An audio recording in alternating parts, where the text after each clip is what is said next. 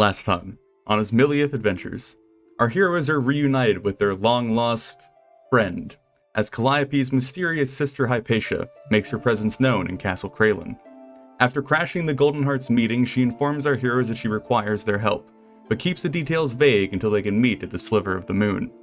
Allowing the elven girl to leave, the party dives into conversation about how to handle this new variable, throwing around the ideas of throwing her in jail, plying her for information, or going along with her for now. Roughly agreeing to seeing what she has to say, the Golden Hearts head back to the familiar tavern to hear her out. Apparently, after hearing about the party's exploits in slaying the infamous warrior Hormtar, Hypatia decided to seek them out to deal with a similar threat. A powerful kobold chieftain has come into possession of one of Toradan's legs and has grafted the ancient limb to his body. Using the powers he gained from this artifact, this chieftain forged a rather formidable fighting force that he now controls in the territory of Aether. Hypatia, needing to retrieve the leg for her employer, had failed to secure it herself, and now asked the Golden Hearts for their help in acquiring it.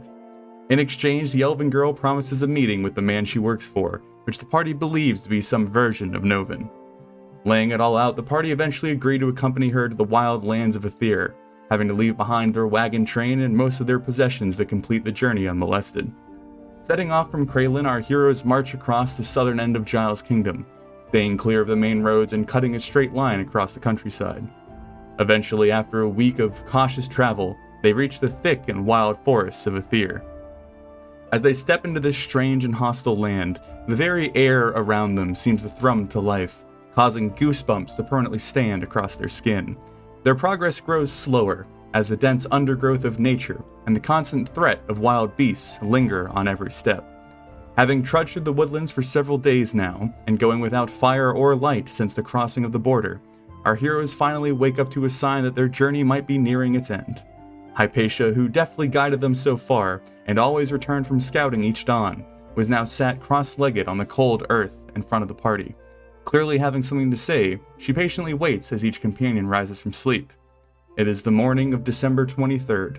The air is cold at the foot of the mountains to the east. The mostly pleasant noises of the morning birds fill the air as we pick back up with our valiant heroes.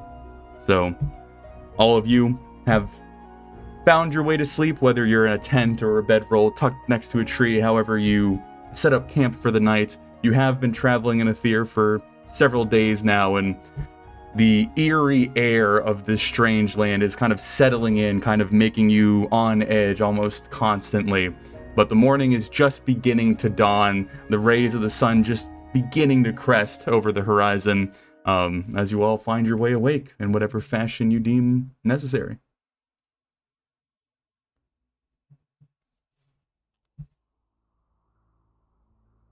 Is this marker accurate as to how far we've traveled? Yes. And have we seen anyone or anything?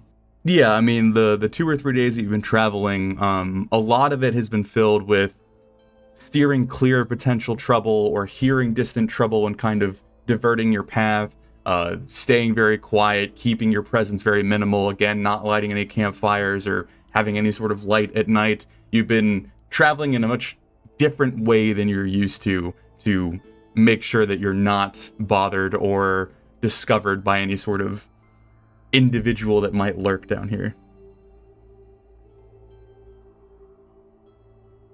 So I think Jerak would take a minute or two to kind of warm everyone up. Prestidigitation, kind of warm up their clothes, whatever, go around real quick. All right, guys. How are we feeling today?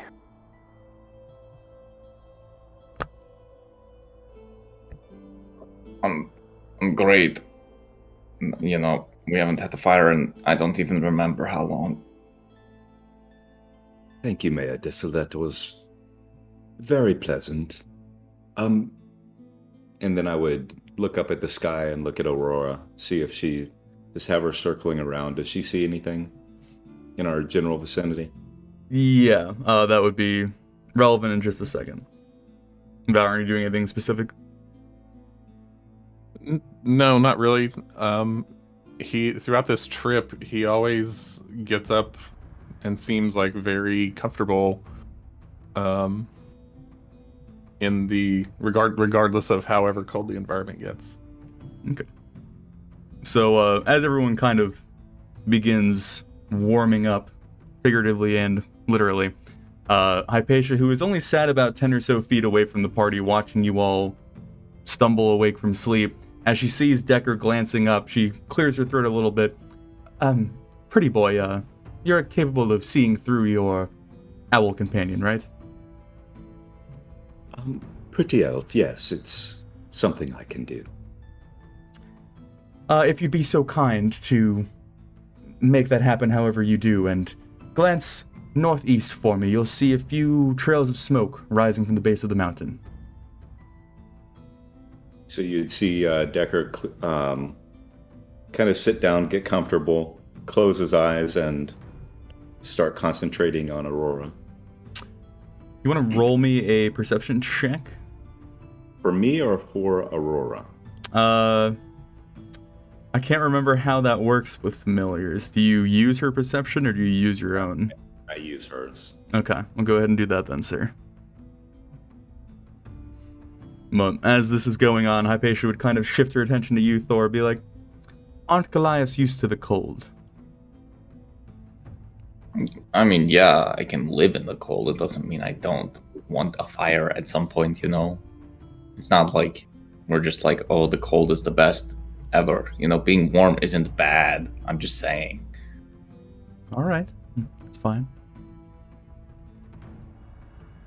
Okay, so Decker, as you, I guess, move your senses into your familiar and you're placed high above the terrain as Aurora circles over the rough general area that your camp is set upon, diverting her attention in the direction that you were kind of pointed towards. You see the two ridges of the mountain kind of coming closer together, and right where they meet, near the foot of the mountain itself, you see what appears to be what looks like a small semi-fortified encampment. There is like a wooden palisade built around this rough hole set into the rock. There's trails of not only smaller like torch smoke, but what appears to be thicker chimney smoke coming from this distance. It's a little bit hard to tell, but it looks almost like giant fire pits. There's clearly some like animal hide tents strewn throughout the like protected interior of the fortification. But that would generally be what you see and assume what you're looking for with Hypatia's directions.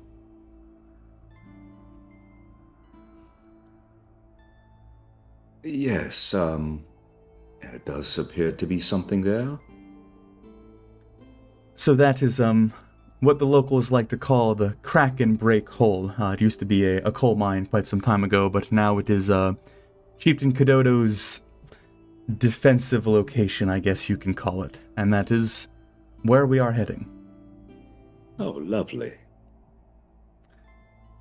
We're about maybe a half day's travel from it, and I thought that, judging from everybody's expertise, that Sir Decker and I could go scout it out a little bit, get some updated information, and then return to the party and formulate a plan. Gentlemen, do you find this acceptable? So long as you do, Caspian, you're the one that will be giving this one your back.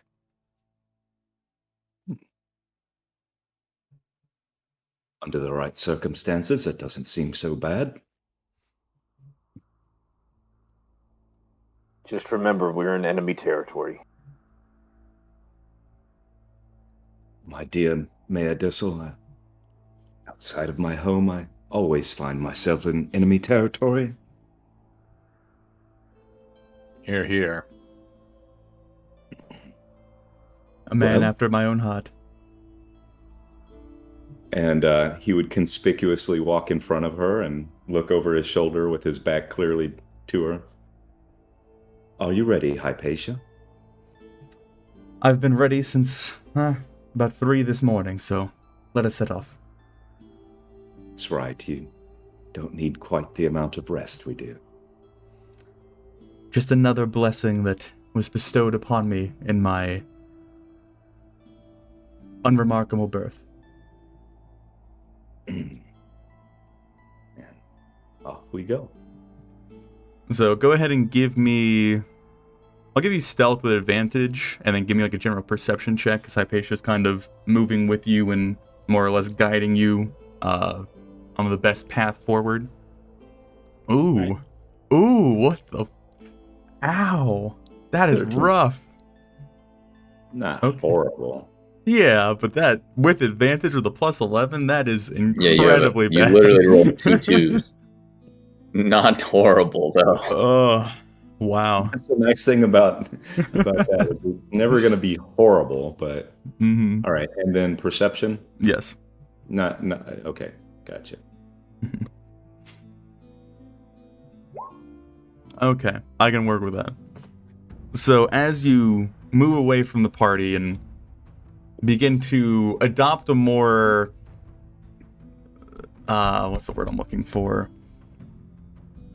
Less vibrant approach towards the mountainsides, you travel together for several hours, heading in the general direction of the trails of smoke that you had spotted. They're kind of growing closer and closer as you spot them through the treetops above you.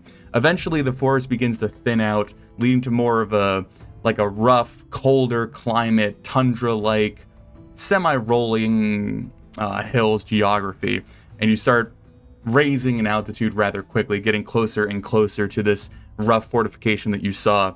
She begins leading you kind of sharply north and then back around east, kind of going up above the point of interest and then back down to kind of come down at it from above.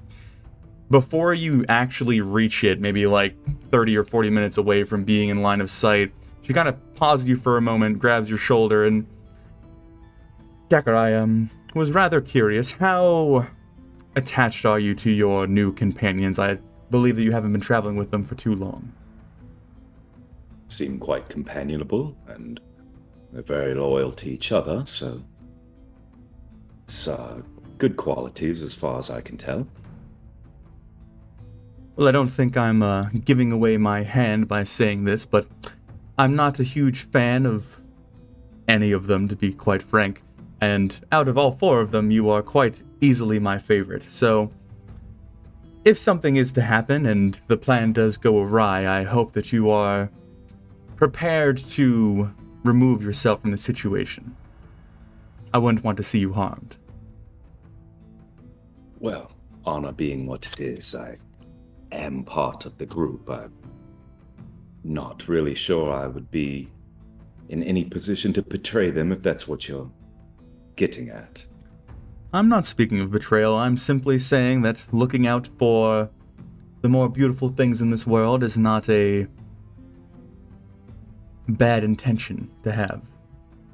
Quite not, and I suspect everything will go swimmingly. I don't foresee any problems.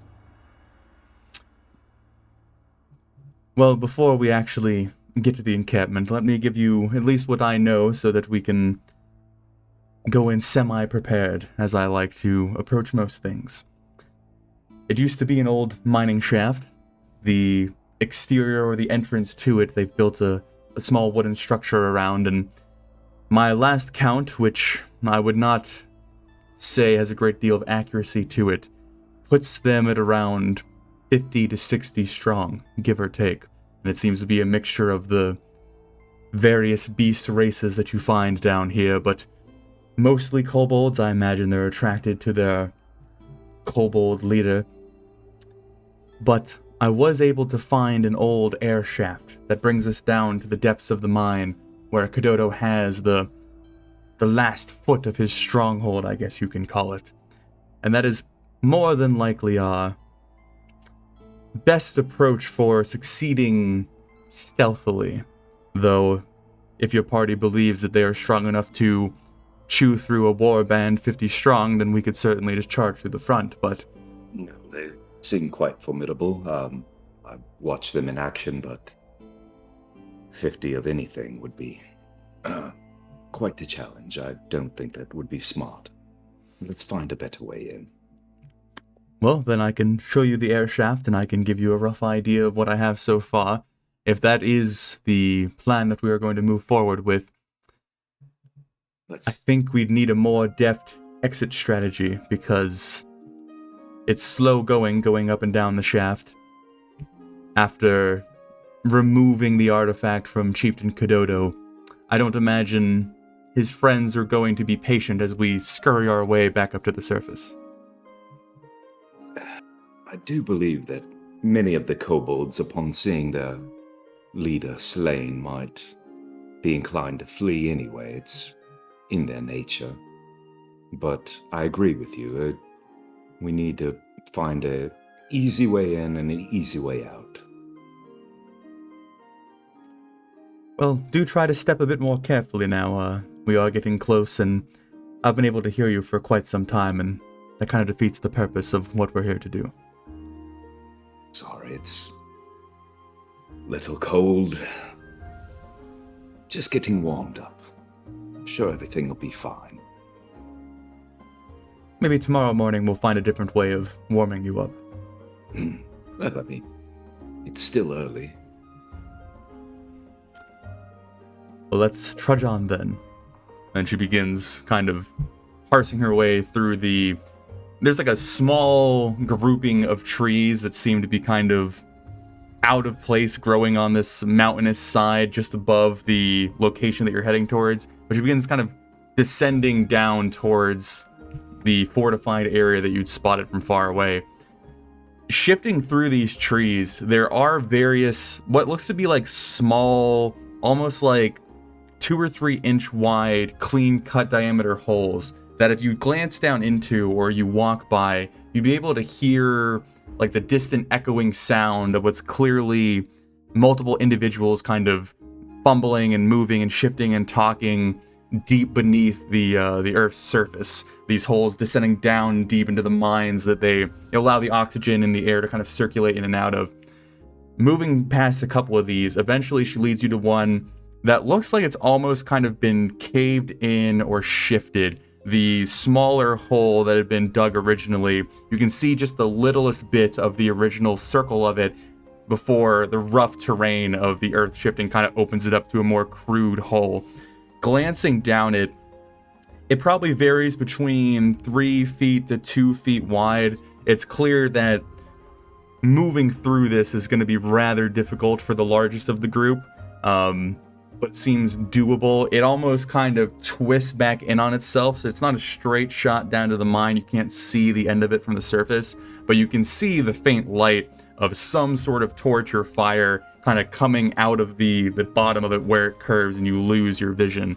But that's the hole that she kind of shows you, and that seems to be our best bet for getting in and out quickly, or stealthily, I guess I should say, unless we want to find some clever way of swindling a bunch of brutes.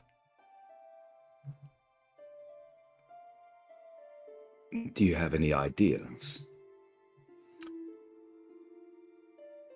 I've been at this for quite some time, longer than I would like to admit, and the various plans that I've tried thus far have ended in less than success. This was my best plan, but I don't want to go in alone for obvious reasons. Well, I don't see the harm in poking forward a bit further. As long as you stay quiet and don't draw their attention, then I imagine ducking in there real quick won't be a problem. No problem at all. And, I did have one question for you. Of course. Were you really romantically involved with Mayor Dissel? I'll simply say that I met a rather desperate man on a cold and lonely mountaintop, and his desires got the better of him, and I simply did not lay out my refusal plainly. It just seemed a curious couple is all. It's not lost on me that the influence I wield over him could potentially be useful, so I've let the poor man think what he wants. Well, that's not very nice, but... I'm not particularly a nice person.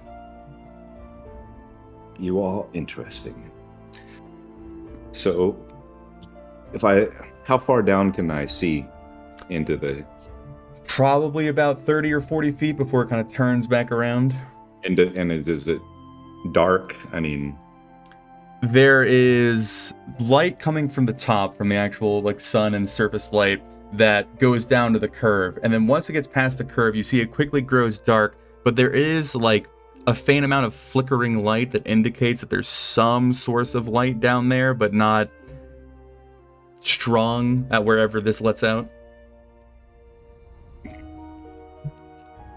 Well... Ladies Head- first. If you insist, I won't argue. Well, let's see what you got. Right?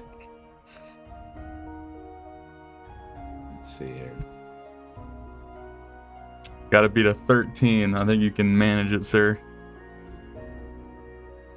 Yeah. All right.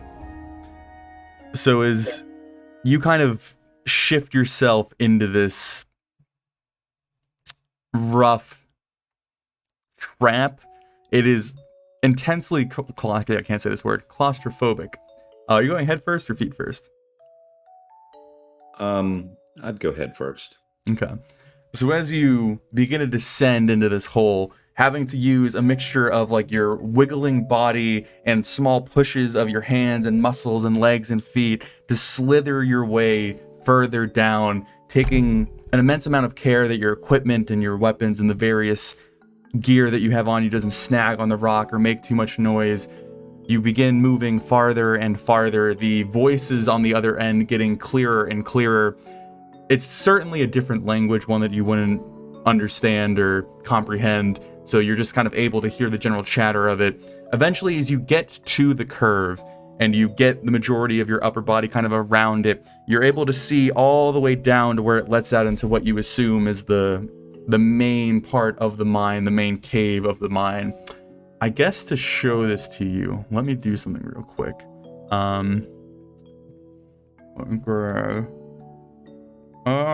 Yeah, okay. I think everything works. I think everything's set up this way. I'm gonna move you to a different map. Everyone see that?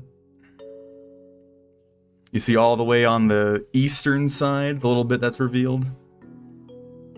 Yes. Okay. That would be what you're able to see from where you're at.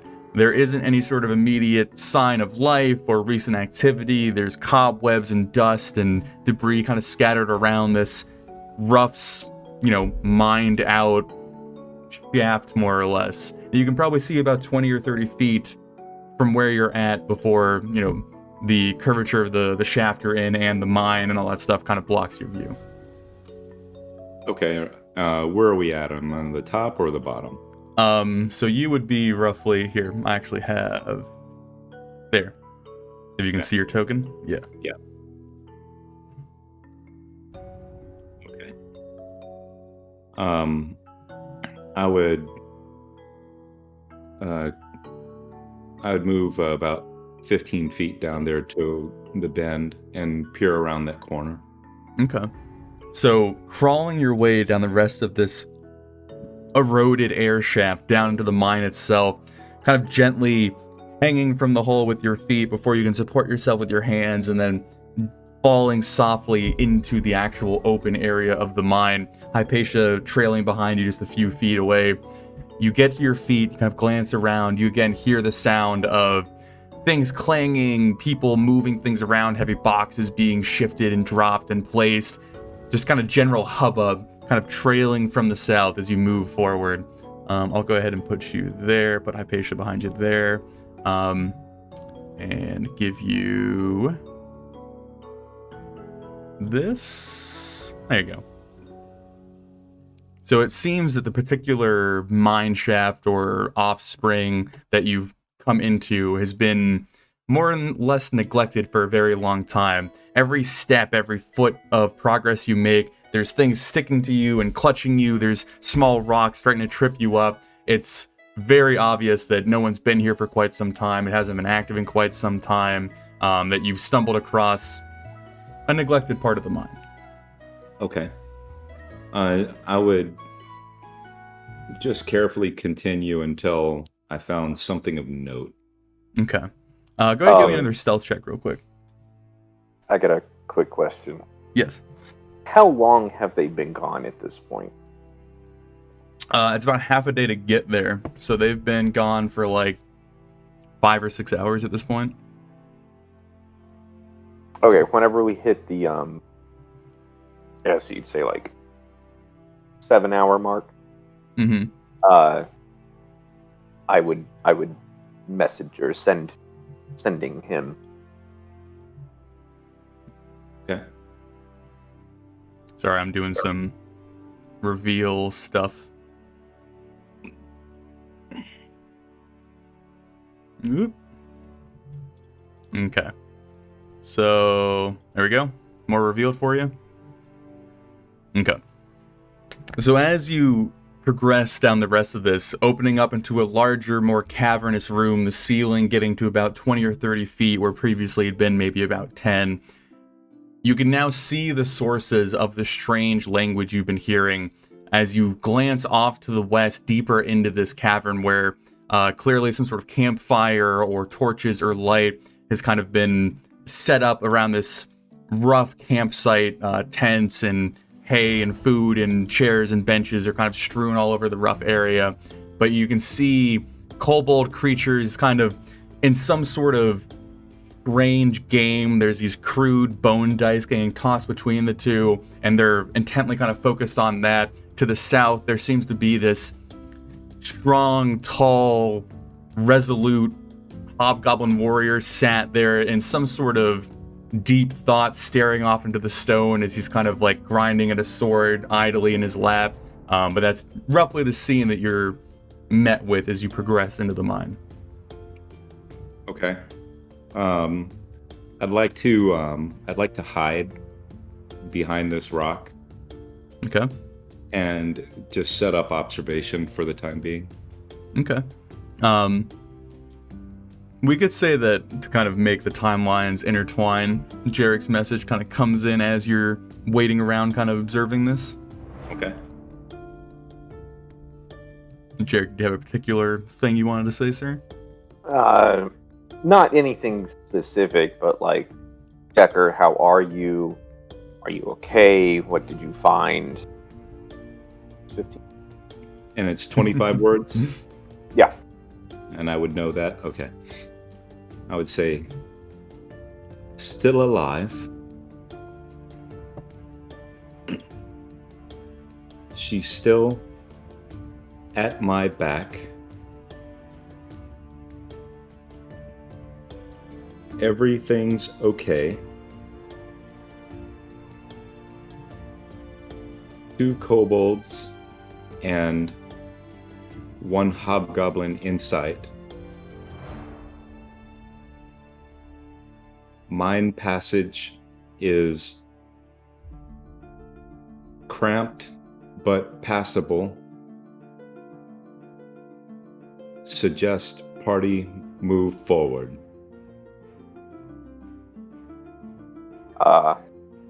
And then at that point, I would relay this to Thorn Valor and the important parts of, yeah, they found this some kind of mine shaft.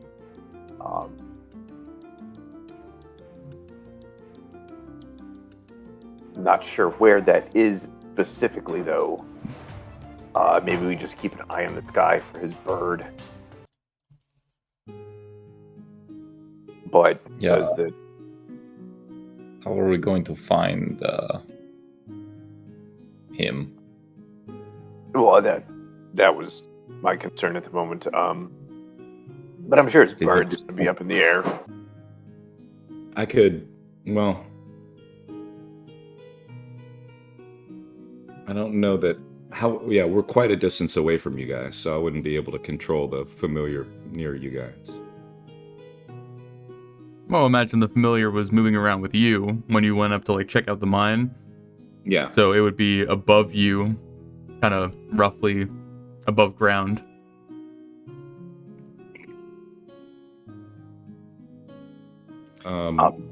Like in terms of distance, they're how far away?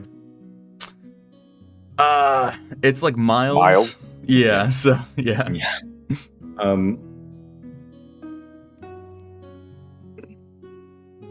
I wouldn't know. Did we see anything distinctive along the way Uh, that they You could could- navigate to?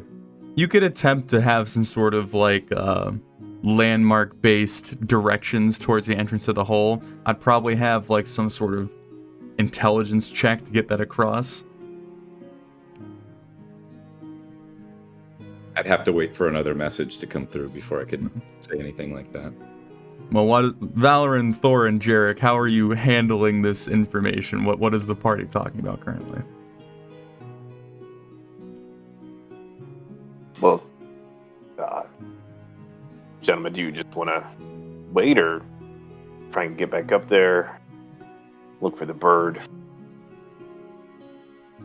I mean, we know roughly the direction they went, right? Northeast? They went that way. I don't know, like whichever way they went.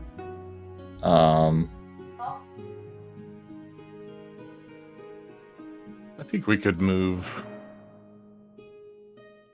closer. Not all the way, but cut down some of the time. Didn't sound as though they came across any difficulties up until they reached the mine. He didn't mention anything, no. So, yeah. I can suggest you when we get closer, find something. Yeah, let's see if we can track them, and then after that we can try to find our way to wherever they are or wherever they're going. Wait, did they went in without us? Wait, what?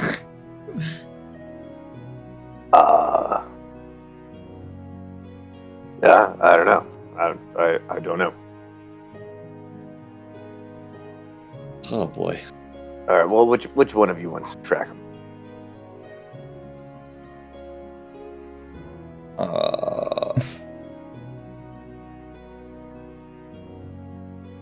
I am decently okay at tracking. I think that makes you the volunteer. Alrighty. Thor. As you look at the various tracks, just think of this. Jerak will pluck a few notes, given bardic inspiration. Inspiration? Okay. So is that a D6 or a D8? I can't remember. A D8. No, we're rolling high numbers. Alright, cool. So I will try to track where they went, seeing as that Decker was not very stealthy. Mm-hmm. Go ahead and roll for it, sir. So Decker, how long are you planning to sit here and observe? Do you have a plan in your head, sir? Yeah, I wanted to spend about an hour just still looking at them to see if there's any addition to the group or any rotation or just any further intel I can get. Okay. So staying where you are for, about an hour or so, give or take, watching the scene kind of playing out in front of you. From the north to the room that you're looking at, so kind of leading off towards your right, different bestial shapes come and go. You would notice kobolds and hobgoblins. There's some gnolls in the mix, going back and forth. It seems that the area that you're observing right now is more or less like a barracks or a living space or an eating area. They kind of come over here to lounge, kind of kill time, talk to each other. But over in the north, there is what sounds like, heavy movement, almost like mechanical scraping of like metal and wood or things being, dropped and lifted. There are like loud, powerful grunts from seemingly very strong or very aggressive sounding individuals. At one point in the hour that you're watching all this activity, from that northern passageway that you see them keep going and coming from, a massive ogre comes lumbering into the room that you're observing. It takes a second to even realize what it is, because it is covered from head to toe in thick black iron armor, dressed as any sort of, noble knight or rugged mercenary would. This lumbering giant 10-foot tall beast is just absolutely adorned with thick armor. The visor over the eyes, the muscles covered in it. It's clear that this thing has been prepared to act more or less as a walking, talking tank. Or I guess mostly walking, not a lot of talking. But that comes lumbering into sight, giving you a brief hint as to what might be going on in the room to your north before it, interacts with a few of the stragglers in this room and then heads back to where it came from. So, but that's where the two kobolds are at. Yeah, up like the passageway above them to the north is where you're seeing things coming and going from. So, okay. I don't know. Did I reveal that precise area to you? Let me here give you that. I think there we go. Okay. I would like to. I'll lean over to Hypatia and whisper to her.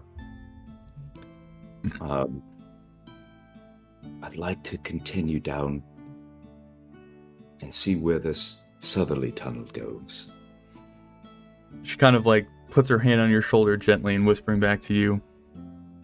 I appreciate the bravery, but I think that we really should move in as a group. I didn't come to Kraylin just to hire you. I went to gather the entirety of the Golden Hearts.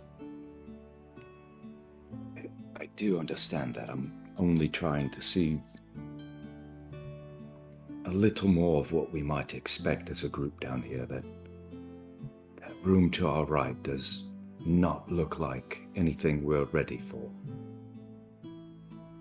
Well, from what I've gathered by being down here before, that's where Kododo has his throne, as I've heard it called. That's probably where we are heading.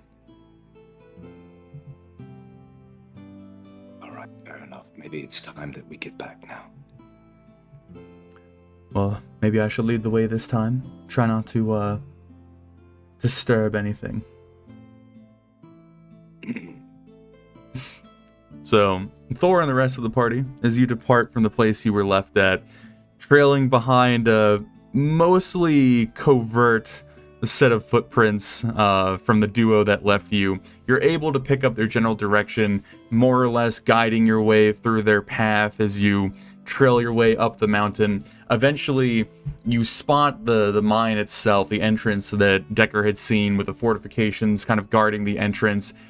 As you're passing by, kind of keeping what's the word I'm looking for? A peripheral view of the structure within sight, you see various figures that almost appear to be like silhouettes or ants from the distance that you're at, moving around the guarded area. Some of them being rather tiny, quick and small, some of them being rather large and lumbering around. But it's clear that there's a rather, I guess you could say, scary or formidable amount of individuals within that defensive spot.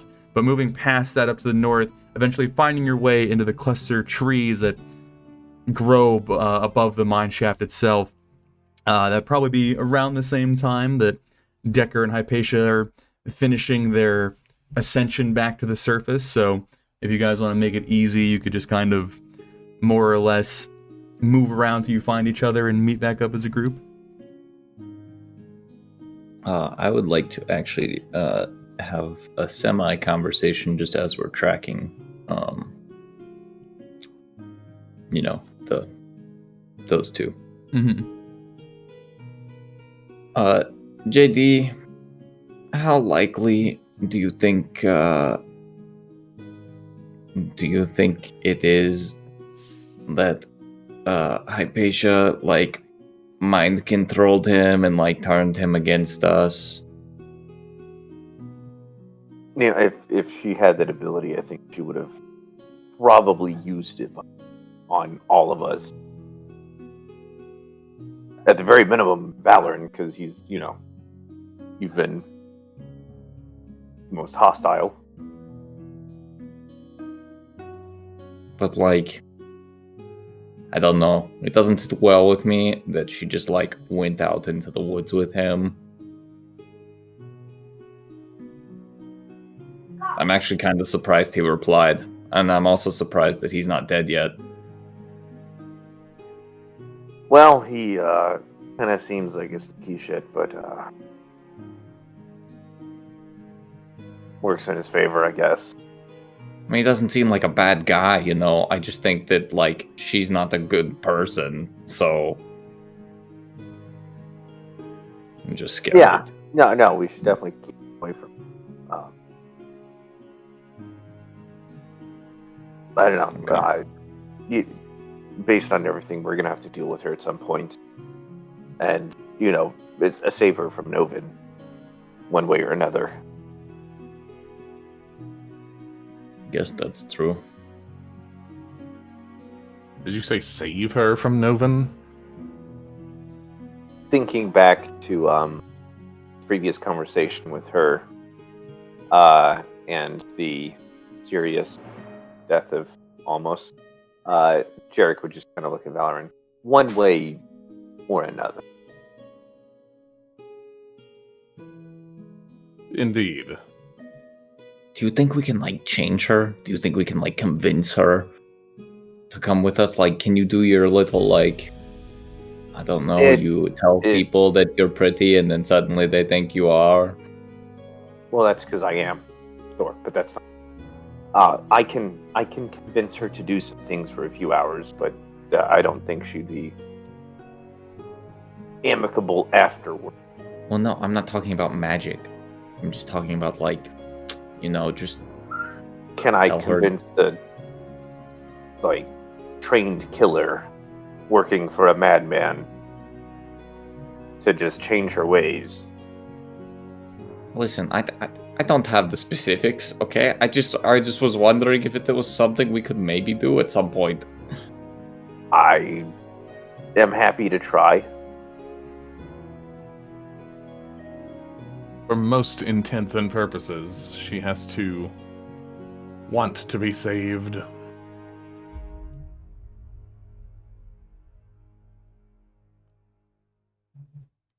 Hopefully Just it a doesn't thought. get to the point that, Actually, just two thoughts. save her by the sword. I don't know, but...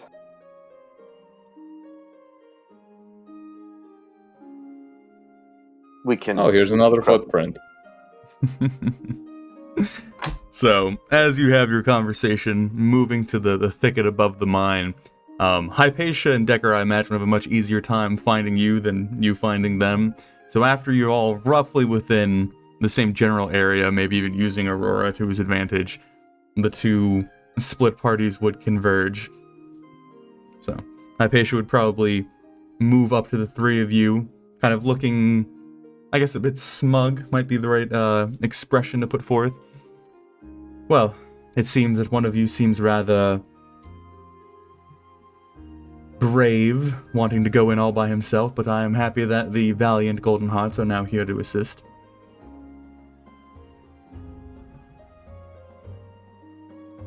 Lively bunch. All right. No, what did you find? It's, I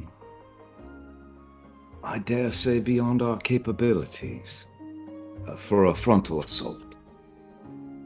There's a rather enormous ogre. Ogre? Yes. Is that what it is? Oh. But he was dressed in the most beastly black armor. He looked like an ogre knight, if you'd ever conceived of such a thing. Multiple hobgoblins, kobolds, all in cramped dark quarters, so... But it did appear that there might be a continuation of a shaft that was, as of yet, uninhabited.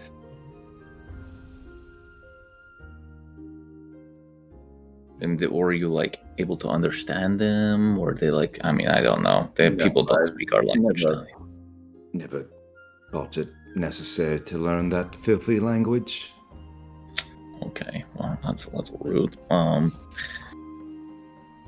They're rude, nasty little things. I feel not bad being rude to them or about them. Okay, well, so was there like any room to like besides the the bottom path? Is there like any room to sneakily take out one, move from space to space to space, or is it all connected? Seems as if we engage with them, it's going to bring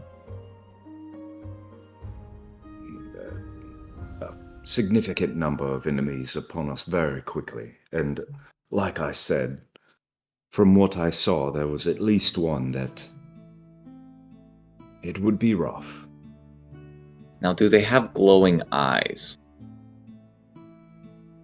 Did I see Well- any glowing eyes? Look, No, you did not. But Hypatia would interrupt at this point, like, Thor, this is not a rerun of the Butcher's Hole. I am just making sure, before we go in there, guns blazing.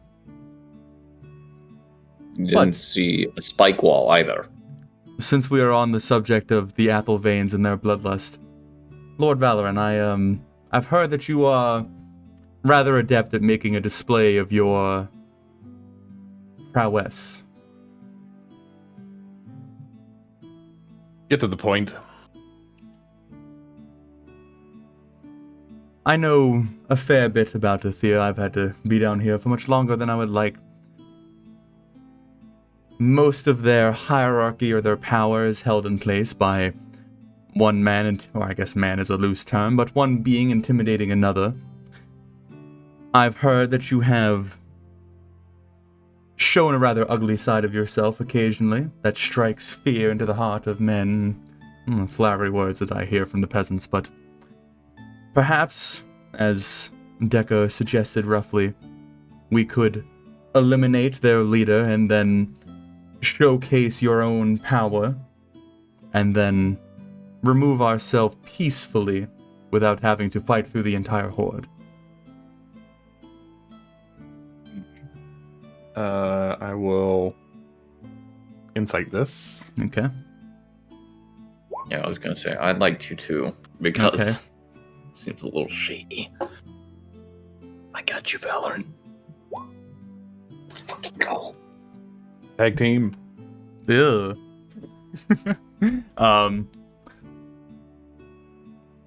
Valorant, she's speaking to you. It's clear that a lot of what's driving her is that she has legitimate frustrations about how long this particular task has been taking her and how frustrating the various roadblocks have been.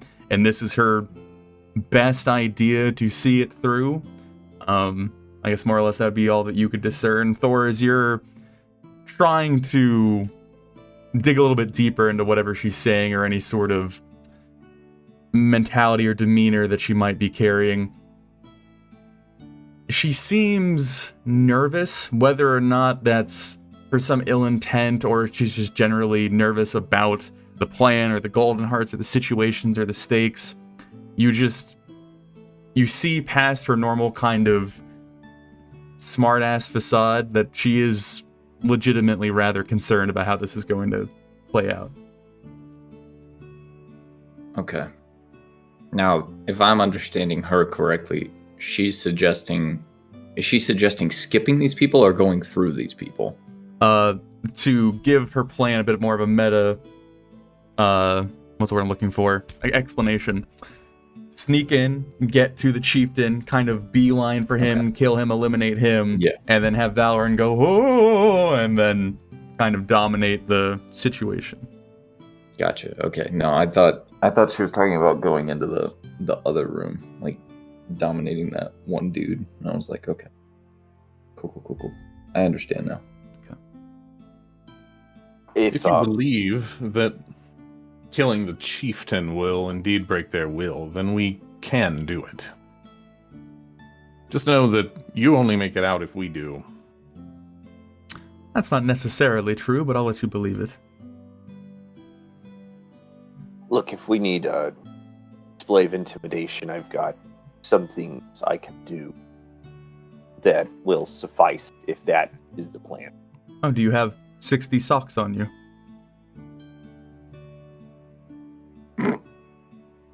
Hypatia, I know you are under his thumb right now, and we will get you taken care of.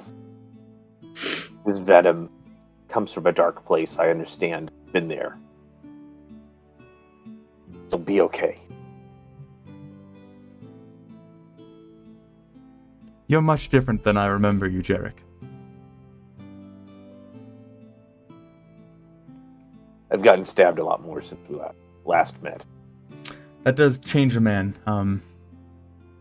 Maybe I like you better. I'm still undecided on you, but Lord Valoran, if this seems like a reasonable plan, perhaps we can start actually formulating the next steps.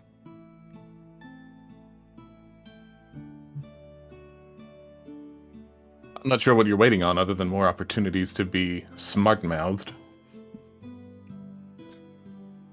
Well, it seems you've been put in the position of leading this glorious band of smart mouths.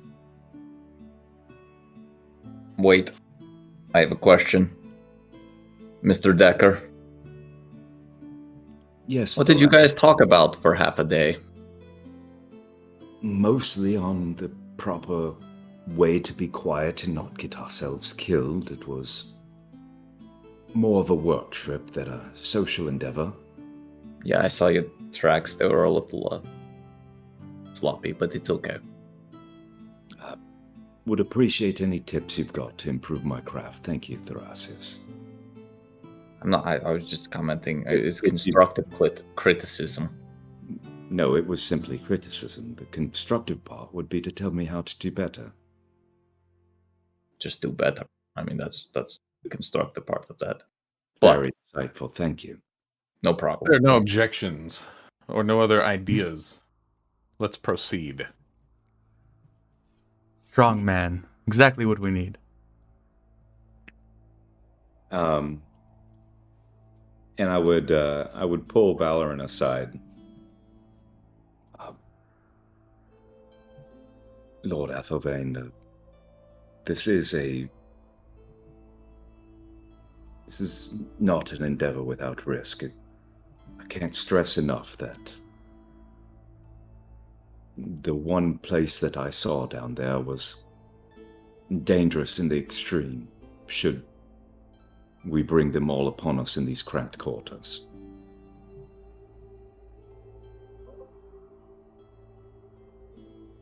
We'll take it slow and steady. We'll keep you at the lead. I don't like this entire situation, but Not much to like about it, but it is fun, isn't it? it will be. It is fun. That's the spirit. So we'll make the most of it. All right. To the hole. So the plan, as far as I understand, is Decker is going to lead the way? Yeah. Okay. Give me a lineup. What's the line order that you guys are going in as? Jerak will be dead last. No, I'll be dead last. Oh. Rock, paper, scissors Oh. for it, lads. I'm without a doubt the least stealthy member of the group, so I'll go. I imagine it's Decker, Hypatia, me. That's fine. I'll take after Thor. Jerak. That way I have a meat sandwich around me there. So that's the rough lineup. I got it correct? So-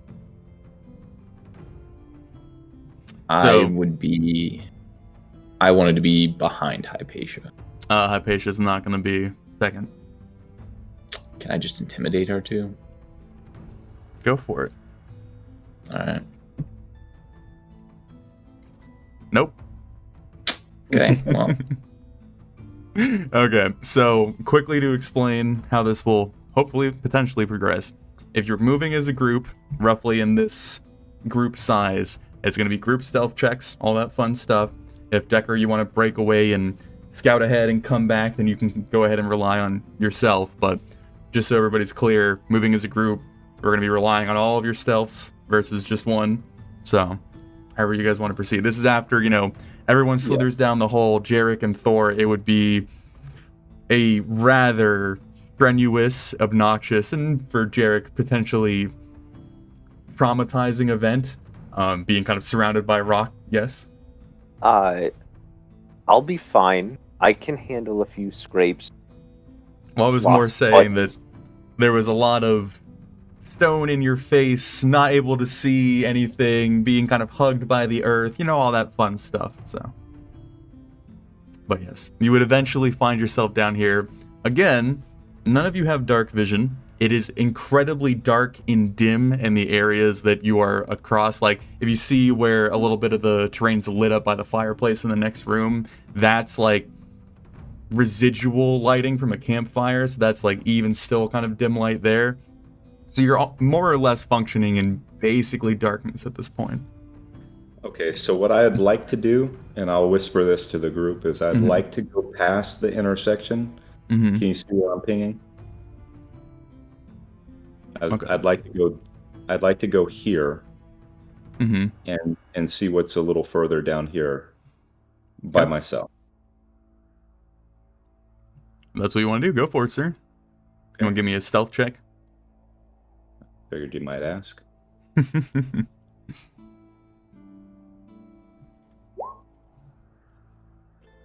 Okay. Just go ahead and roll straight. We'll just take that 25 though, because that was your first roll. Okay. Because Hypatia's not moving with you. Well, I get advantage with my cloak. Oh yeah. Okay. All right. Yep. So put yourself where you want to be, sir. I do not have control of my token. You do not. There. Now you should. I thought everybody did. Let me double check. Oh. Yeah, I don't know.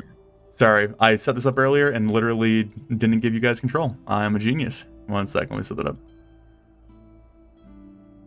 Okay. Everyone should have control of their stuff now. Okay. Right.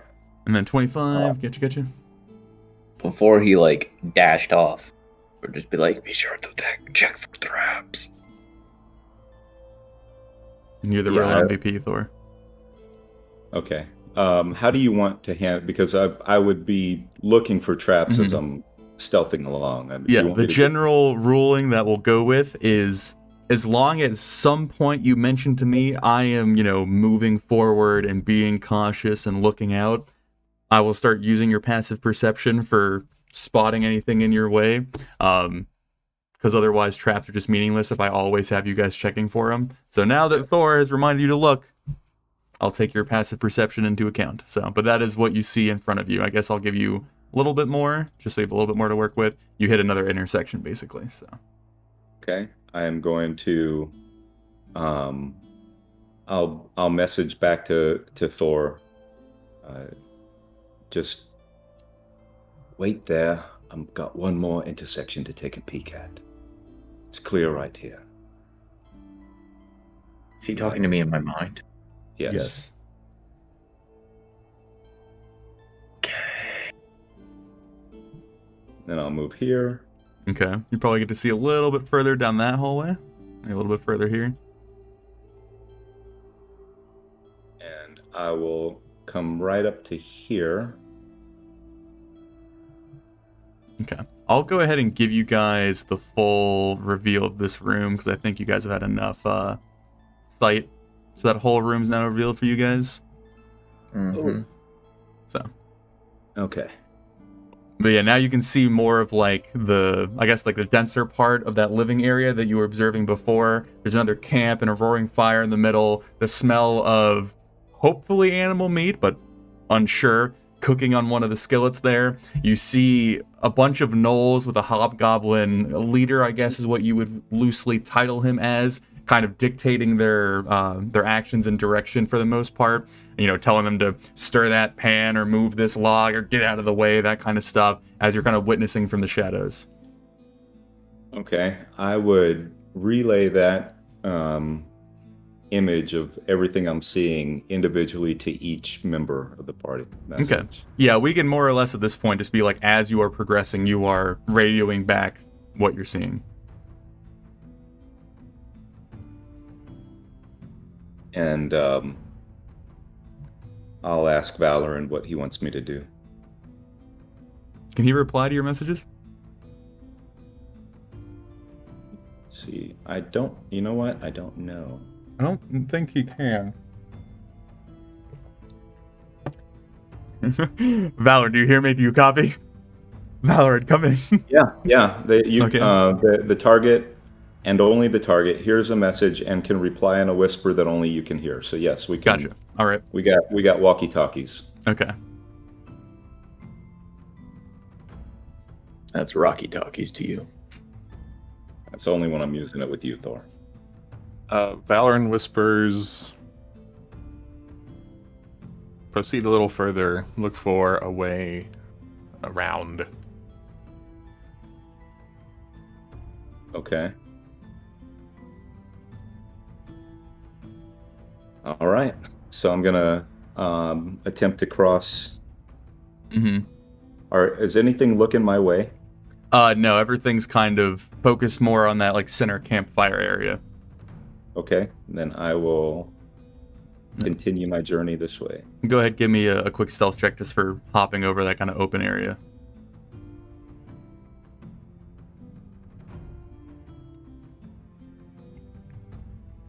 Okay. So, warming up throughout the day, getting a bit more limber and easier moving, you kind of dart across that small gap where just a little bit of that campfire kind of casts across you as you slither your way unnoticed to the next hallway. Glancing up to the northwest, my legs are freaking out right now. You see another small group of bestial creatures. It appears to be 2 kobolds and then a hobgoblin. I guess captain is the term we'll go with for now. One of the kobolds you spot is sat in this strange mechanical contraption. It takes you a little bit to really realize what it is, having to kind of like look around him and glance through the dark. There is a torch on the wall nearby that casts the group in a decent amount of light. But you eventually realize he's sat on top of a ballista, this large mechanical-driven crossbow that fires bolts that are about as large as like your forearm is. And he's sat there kind of happily, like fiddling with the controls, kind of like shifting the sights around, staring down the hallway that it's aimed towards. There's a little bit of like fortifications and sticks and spikes kind of set in front of him to make approaching the ballista from the other way rather difficult. And then you also see another hallway kind of shooting off to the right past them that you can't see down. Simple message to Valorant. In place, now what?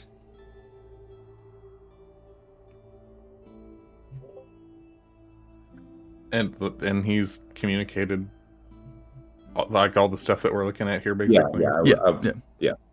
Okay.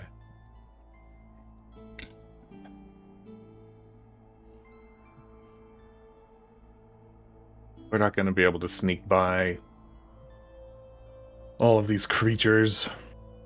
We have to choose a place to fight. Wait. Do you remember what? Oh, never. Rolly's not here. Frick. JD. Yeah, what? Do you have access to the same spell that Rolly had?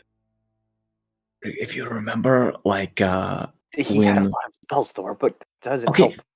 No, but like the spell where like we were in that fight and everything was super quiet because we were all in this super silent place that like nobody could hear or. No, I do not do that. Okay. Look, question for the DM. What are... I see kobolds, I see hobgoblins, and then these 3 black things. What are they? 3 black things. What? Yeah. Oh, are these not gnolls for you? We just don't know what No, they they are. are. I just don't remember them. All right. Now that you say... I thought you meant they were just black dots for you, but they're just black creatures. Yeah, those are gnolls. Okay. So are you guys all whispering to each other as a group? Is that what you guys are doing currently? Okay. So Hypatia, as everyone's kind of discussing what they're discovering, would slither up to Valor and kind of like nudging him with her elbow. I told Dekka that there is a way up into the main chamber that is more or less discreet if you want to go that way.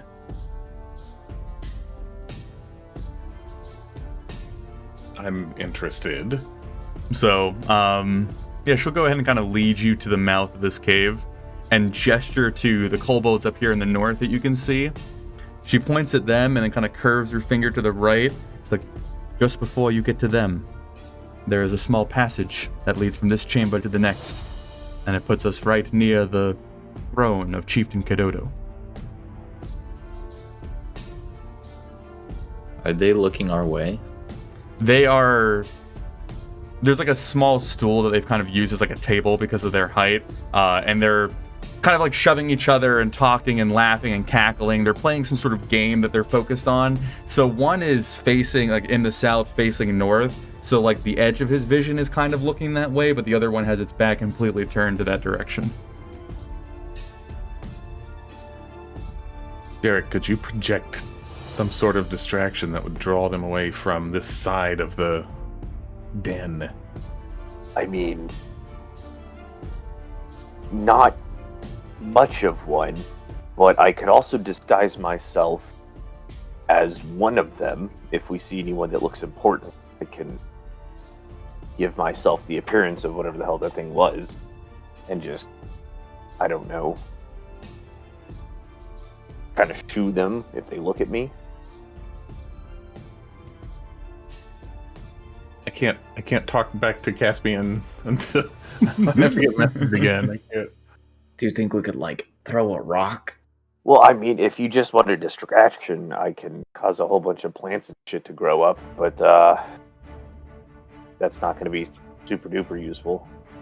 I don't want you to expend too much energy. I mean, admittedly, I'd prefer to just look like one of them. I can do that all day. Well, but JD, that covers you. That doesn't cover the other, like, 6 of us. No, that's why I just shoo them with hand. You know, I can't speak their language. It's that or pretend to be a demon and speak infernal to them. I don't know if that would... Yeah, but if they start talking to you and you don't reply, isn't that going to be a bit weird? Hypatia, Yes. get Caspian's attention. I need to speak with him again. She kind of like looks down at the rough leather kind of ranger outfit she has. She's like, all right. And then kind of like slithers away.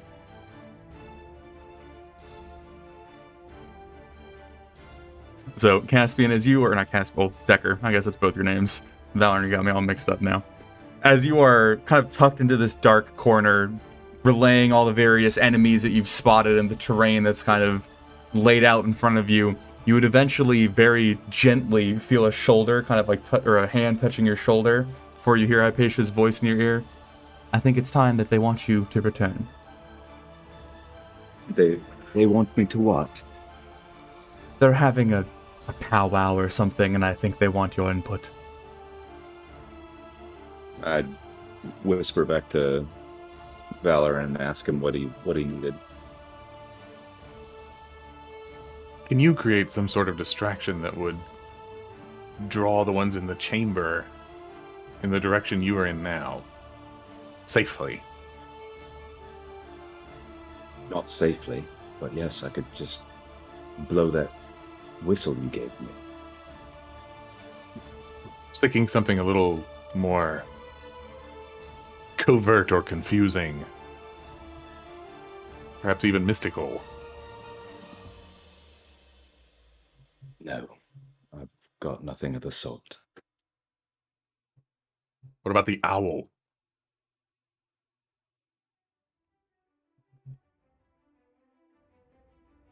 Could have a flutter about, it might draw them this way. It wouldn't have to be for long. We'll give that a shot then.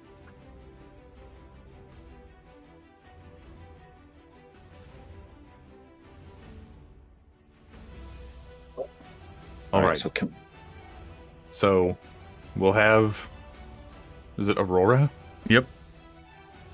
We'll have Aurora make some sound to draw as many of them away from the north end as we can get, and then see if we can slip by in a hurry.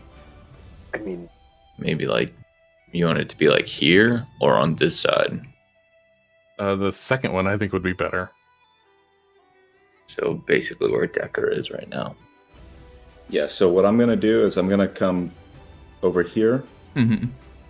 I don't have control of Aurora. Oh, sorry. Yep, let me fix it real quick.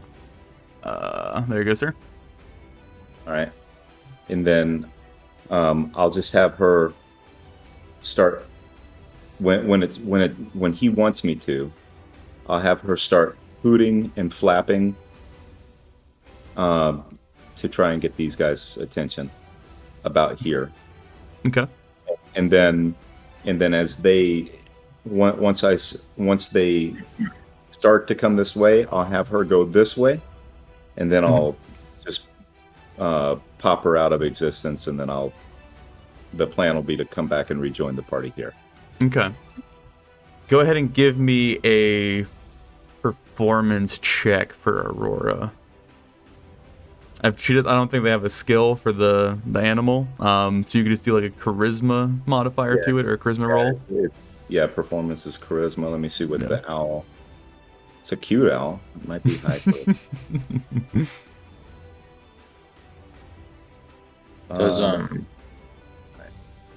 Does Hypatia have ranged weapons? Like she's a bow hunter. Okay. No. Okay. 6.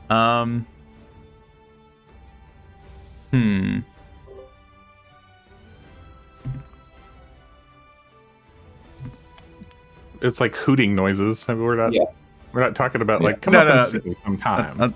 I'm working here. I got you. I get it. Just waving. Let God do his work.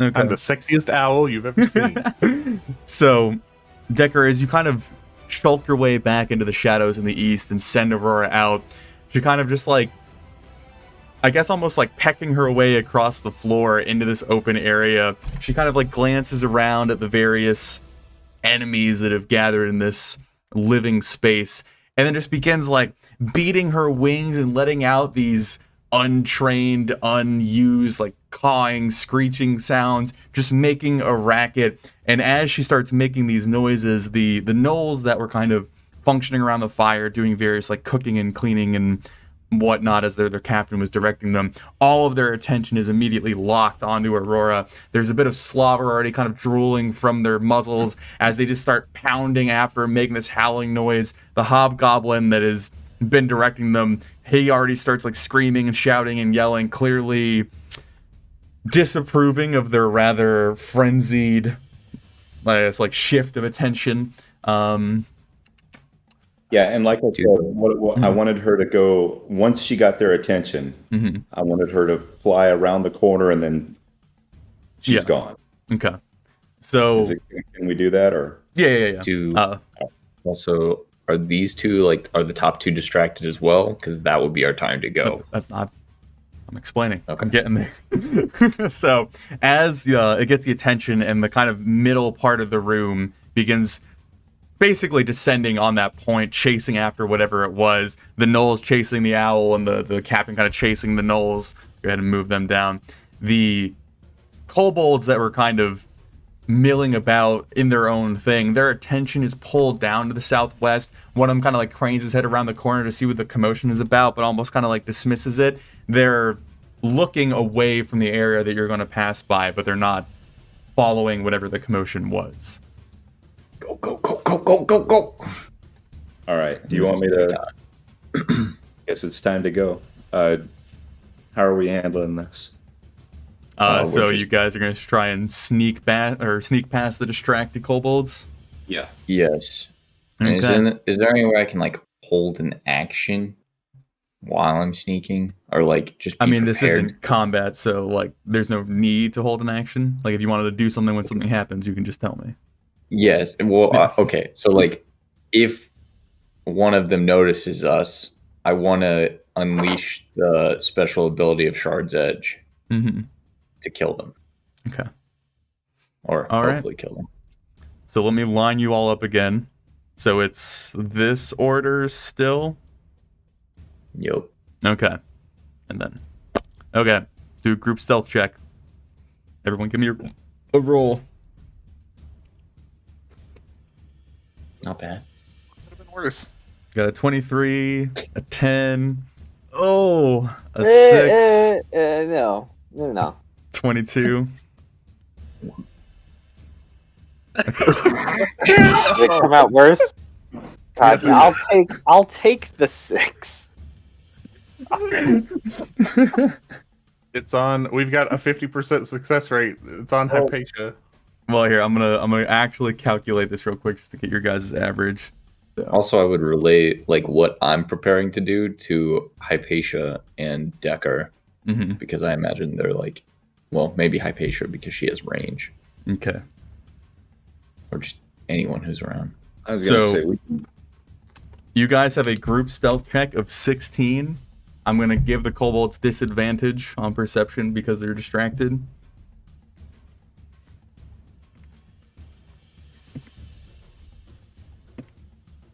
All right. So, as the group kind of form up their line, everyone has the plan, everyone's ready, the distraction's set in place, and now's the time to go.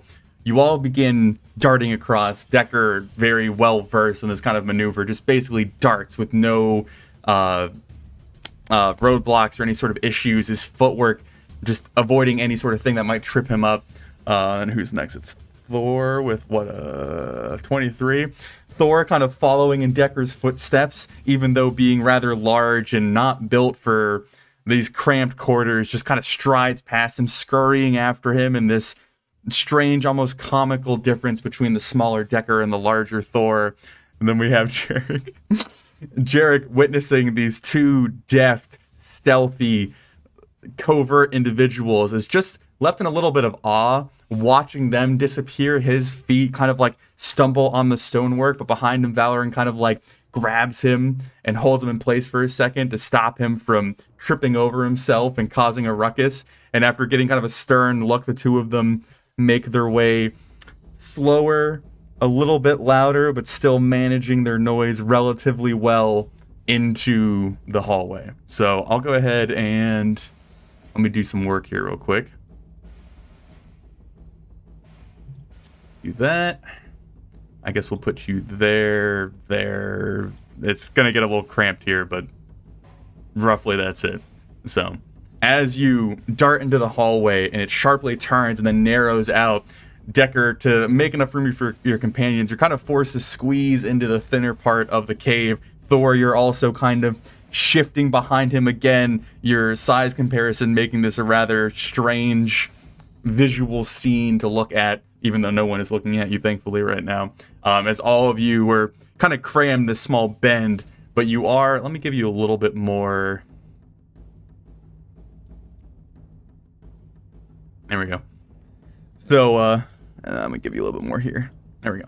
But Decker, as you are forced into this like smaller area and you're allowed to see the chamber that you've been hearing all the noise coming from, you see a gathering of various beasts, a lot of kobolds, gnolls, hobgoblins, that armored ogre that you'd seen before, and they all seem to be working at like shifting boxes around, shoving carts back and forth, chipping away at stone, putting things in sacks. A couple of them have their attention kind of off to the northeast, but there's the main chamber in front of you that you see kind of extends open to the west, and then there's a small hallway off to your right that is like immediately there once you leave the crevice you're in now.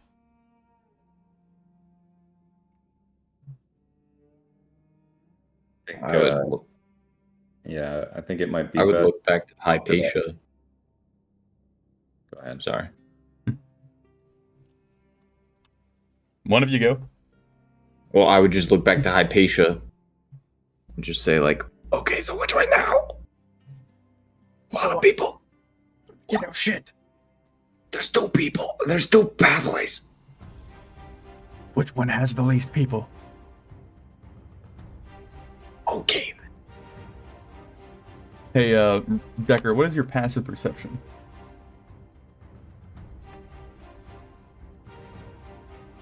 It is 15. Okay. Yeah, I mean, you guys are where you're at.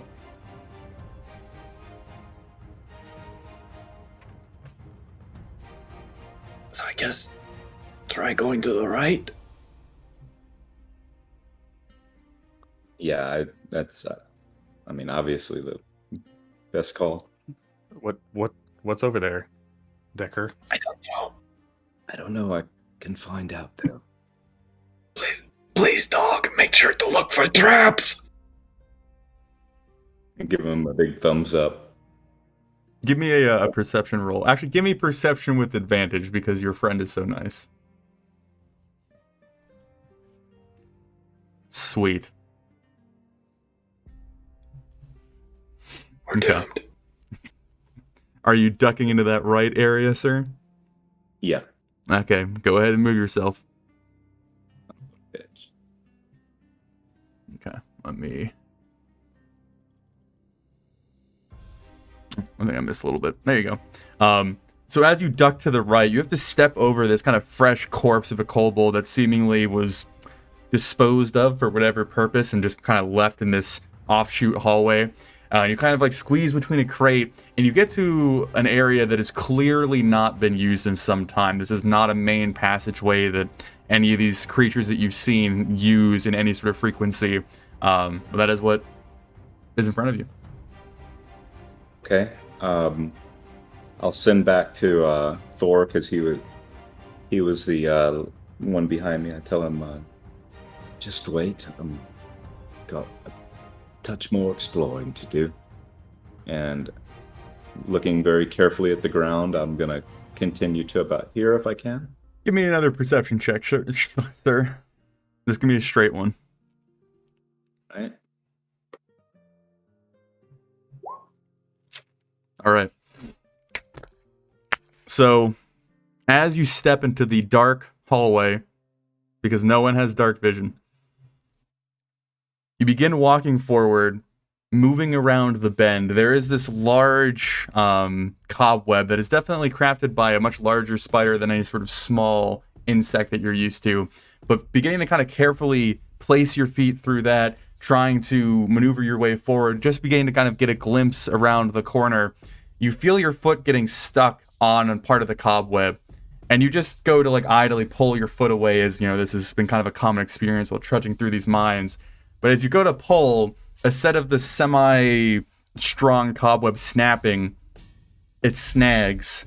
And before it's too late, you feel that your foot has been pulled by a firmer, stronger string. As you stare down, you see it was hidden amongst the cobweb that was in place. And as you follow its trail and feel your foot being tugged back to your, like, where you had come from, you see the string is attached to the dead kobold that is in the corner. Various bits of gear and armor and crude weaponry kind of strapped to him in this strange way.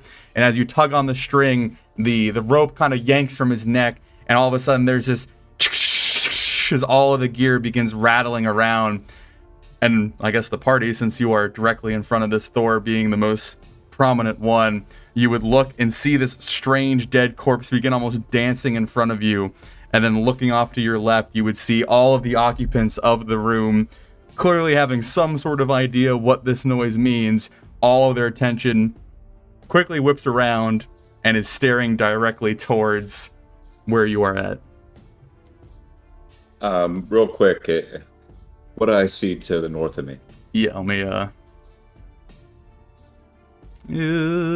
actually, no, let me give you more here. There you go. All right.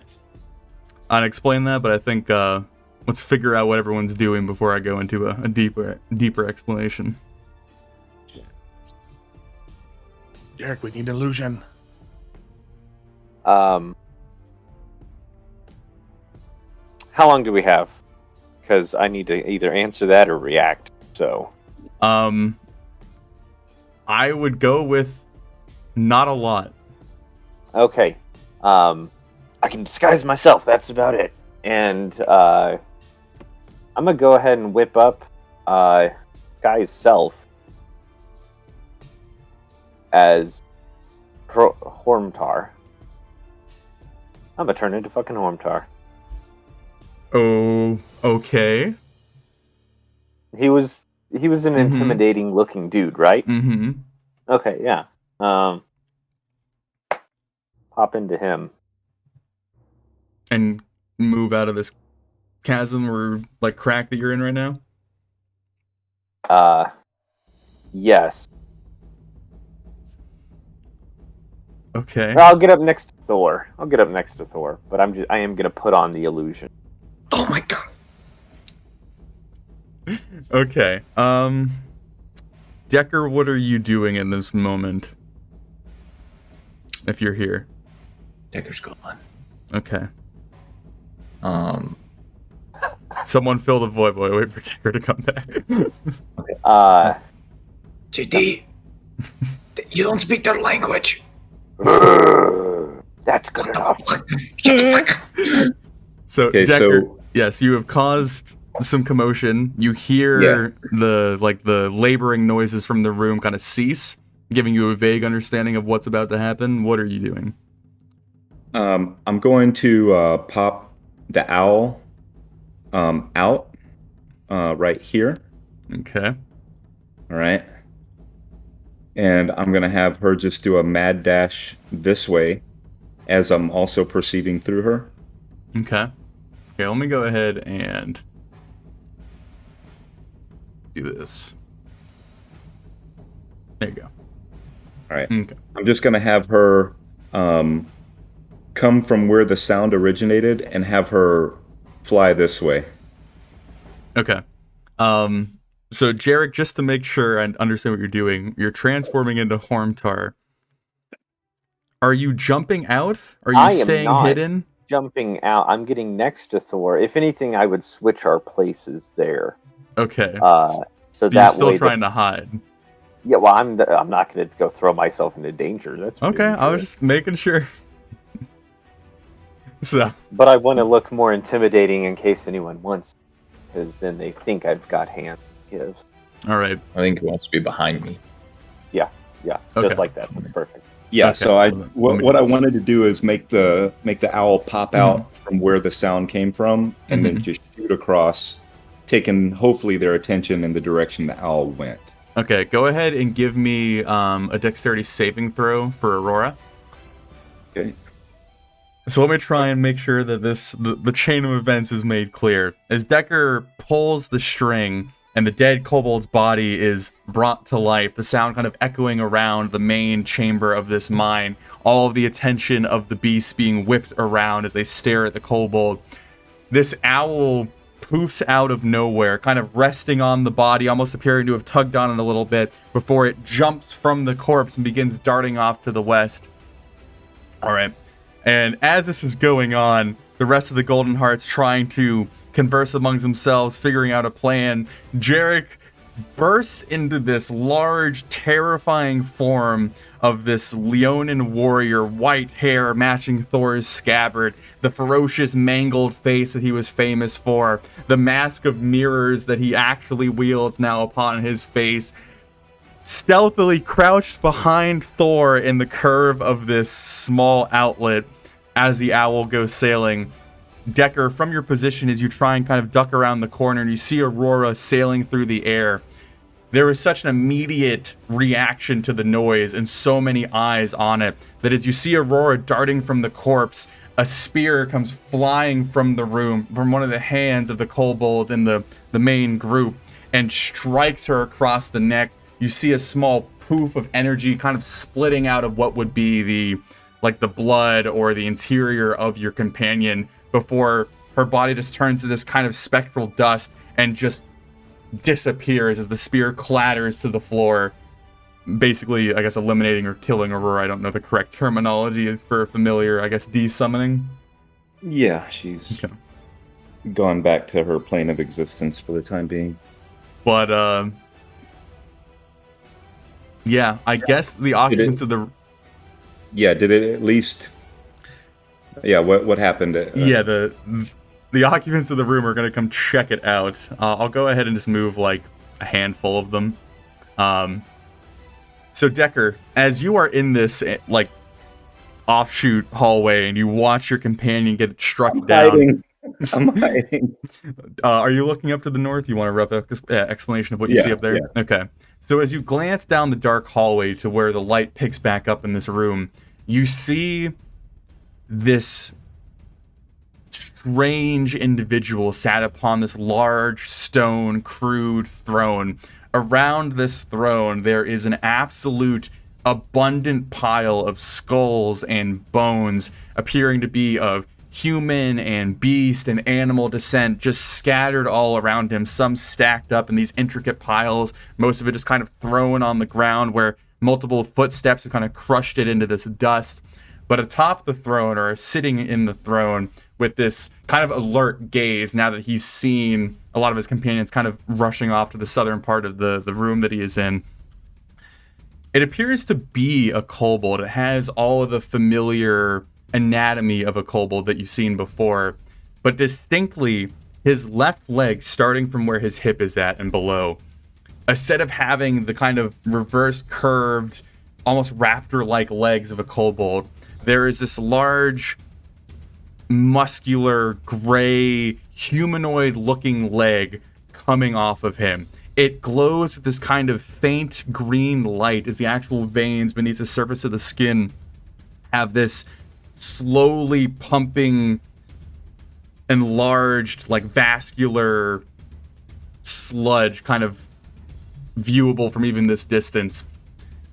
It appears that the leg has caused this individual to grow. Where a normal kobold would only stand maybe about 3 or 4 feet tall, this man, again, loose term, stands almost 10, 11 feet tall. This massive individual. He's covered in rather modest armor, and he's almost handsome, would be an odd term to use, but he has this like chiseled jawline and these human-like eyes and this intelligence behind his expression that most kobolds don't have.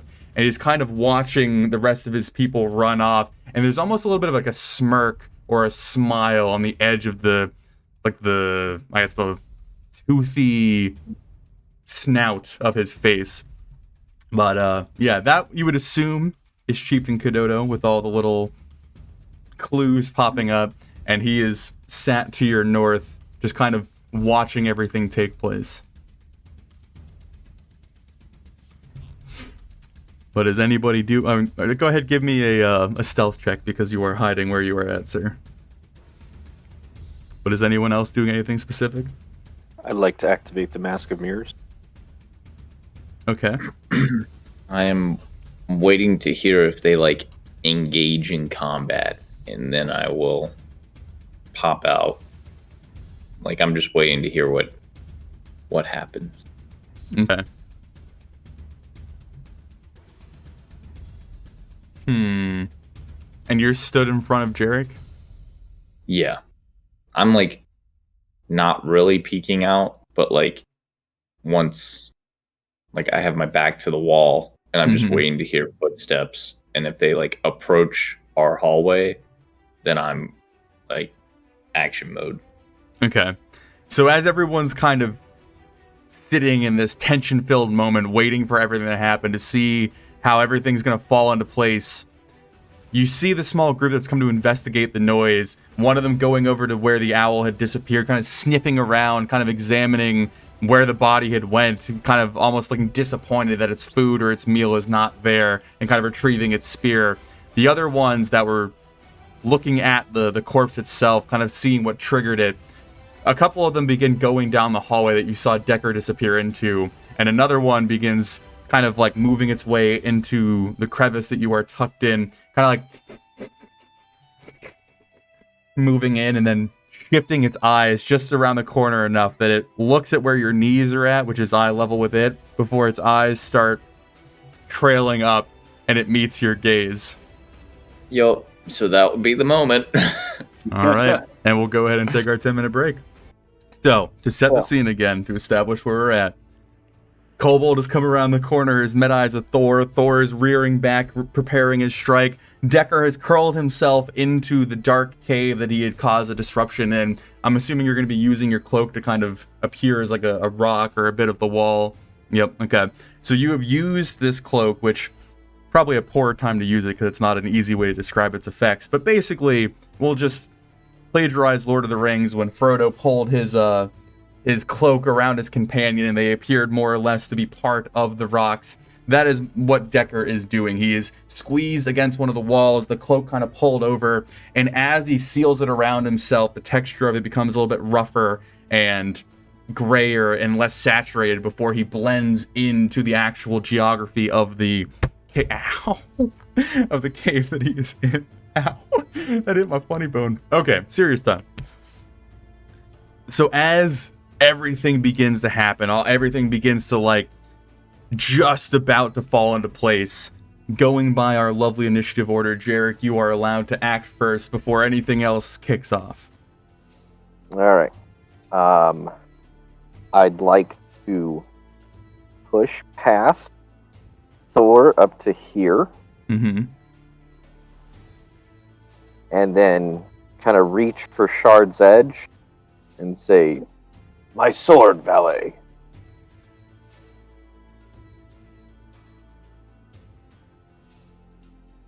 And you're gonna let me take it? What the? Can you even hold it? Like, how does that thematically work? He's an illusion trying to grab a sword. So it's just gonna be poking out of his, like, his dick area? No, what? It would poke out of my hand. So I'd be holding it. Yeah, this is some wishy-washy magic D&D bullshit right now. Like, I don't know a way to... But can't he just disguise self to have it on him? Or, like, have the sword on him? Give me throw the skill description out there so we can pick this apart. That's just my question. Like, I do you actually need Shard's Edge? Okay. So your clothing, armor, weapons, and other belongings on a person look different until the spell ends or until you can seem You're 1 foot shorter or taller. Oh, that is that might be a problem. Well, that still puts me a foot taller than myself. Yes. You're just a shrunk down version of him.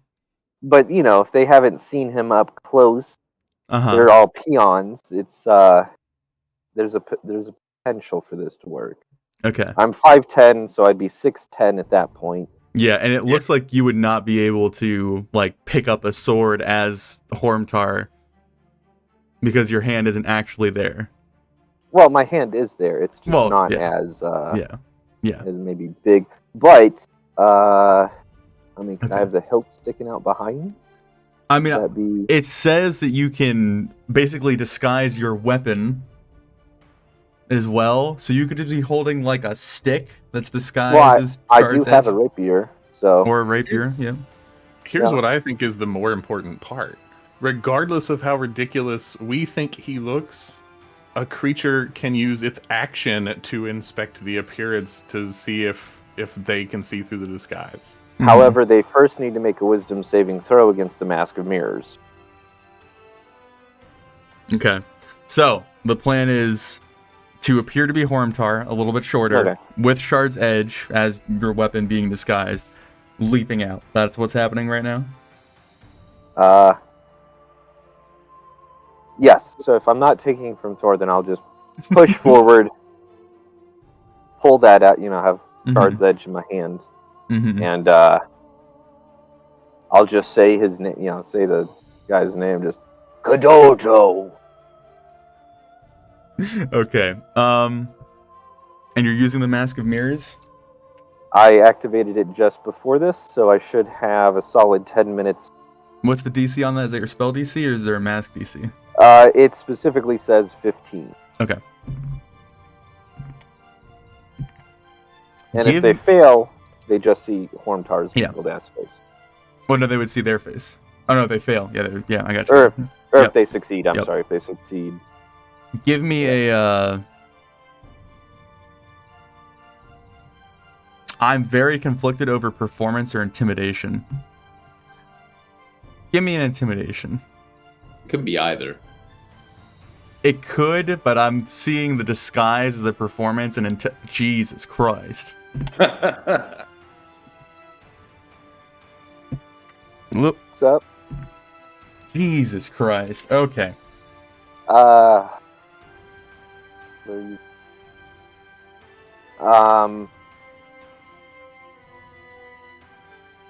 Can I use a reaction? Combat started, so Reactions are not on your turn. Yeah. they have to be not on my turn. Okay. What's the thing you're trying to do? I was gonna cutting words it just in case. I don't To- think that would to apply remove- really. Okay. But okay. Okie dokie. So, Decker, you are kind of tucked against the wall as you hear two kind of like hyena-like figures next to you sniffing around, ripping at the cobwebs, looking in the immediate area that you're kind of hidden in. And as you are tucked away and Thor, this streaming white blur of fur goes diving past you, all of a sudden the room is filled with this kind of strange, mangled, artificially deepened voice of Jerak shouting out into the room. The kobold that had met face to face with you immediately falling back on its ass, beginning to scramble away, the claws on its feet scraping against the stone as it tries to create distance, like trying to push away the others behind him. Oh, excuse me. The others behind him looking up in absolute terror, even though, you know, Jerak, what, you're like 6 feet now if you're a foot taller? Almost 7 feet. 6'10", yes. Okay. Almost. Got you. So you are maybe about like twice their size, and to a kobold, that's rather terrifying, I imagine. And they begin to kind of fall back and stumble and run. You hear a lot of their own cries kind of like kicking up, even though you can't understand what they're saying. Do you want to do an attack of opportunity? I don't know if you can without breaking the illusion, right? I can attack, certainly. I stay like this for an hour. But I won't attack, no. Okay. No. So, okay, they're going to scurry away. The gnolls that have kind of been tucked into this room, I guess they're going to run by... Well... Okay, with this development, I'm knocking literally everything around on my desk. Is anybody still preparing combat actions?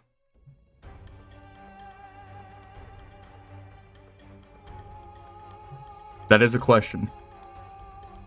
I mean, not if they all ran away. Okay. I'm at the very bottom of the order anyway, so I don't like whatever's going to happen is going to happen a long time before me. Yeah, but I'm just making sure that no one had plans that I'm going to potentially skip over. Are you muted, Flying by Rob? the seat of our pants, guys. I said I'm working on hiding right now. Okay. I would sheathe my sword. Okay. Jerak, are you staying where you're at in this like small crevice? I think I will proceed forward if everyone clears out of my way, Mhm. knowing that those guys behind me need room to move. Okay. So maybe like up to there, depending on what these guys. Mm-hmm. They're gonna go this way. Thor, would you allow Hypatia to move past you? Yes. Okay. I'm trying to... There's a lot of moving parts going on currently. I would also like try to move. If they're running away, Mhm. I would try to move into this cavern if I can. Okay. Go ahead, give me a quick stealth check just to see how that goes. Valorant, are you doing it? We're out of combat right now. Okay. I'll just get all the way inside this particular cave and hold tight for a second. Okay. So, Jerak, as you go powering into this room, embodying the terror that Hormtar wielded once when he was alive, and you shout out Kododo's name, correct? Yep. Okay, let me... 1 second. Okay. As you shout out his name, and seemingly all of the underlings beneath him flee from you in terror, the kobolds looking terrified, the hobgoblins looking rather confused, the gnolls kind of reading the room as they just kind of stay awkwardly in place, and the ogre looking rather vacantly, just kind of like unsure of what's going on as he's just shifting his large size around. But as you call out the name and it rings across the large room, Decker, I guess you'd be tucked away enough at this point that you wouldn't be able to see what's going on. But you would hear from the other side, Who calls me?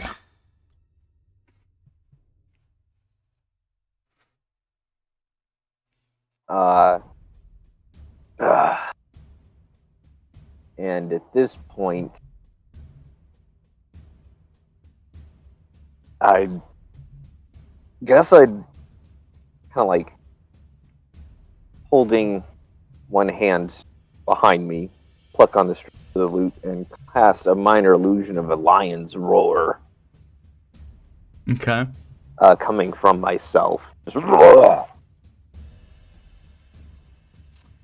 so Jerak, even though I've described it to Decker, this would be your first time seeing it. As you let out this roar that reverberates around the room and seems to fill the space with its volume, as you're looking off to the north, kind of, staring where the origin of the strange voice came from, you see the large, I guess, modified kobold that was sat atop the throne, his large leg kind of leading him, almost limping in an awkward fashion, but clearly displaying that, like, each movement has an immense amount of weight behind it. This is certainly a rather physically imposing individual as he kind of moves past the men in the room, and he looks at you. And as he spots the figure that you have disguised yourself as, you see the briefest look of confusion, and then a large twisted smirk growing across his face. And as he's looking at you, you're kind of like amping yourself up, wondering how you're going to handle the situation, like trying to think through what is the next step. You see his eyes. Did he make a wisdom saving throw?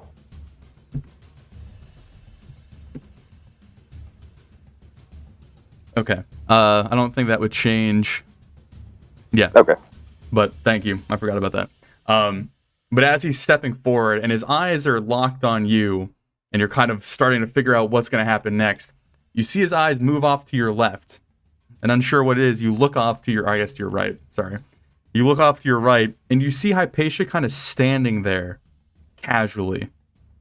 Like not hiding or stealthing or preparing a weapon. She's just stood there. And she just kind of looks over at you and then looks over at Chieftain Kododo and kind of gives him a small nod.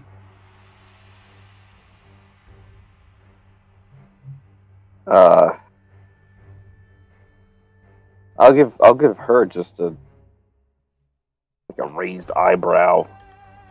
What the hell? She reaches up and kind of like reaches through the illusion and like pats you gently on the back, which I guess would look rather strange. But then steps kind of past you and addresses Kododo. These are the golden hearts that I told you about. They are the ones that killed and now mocked your glorious Hormtar. I have done my part of the bargain. Yeah, I'd like to swing on her. Okay.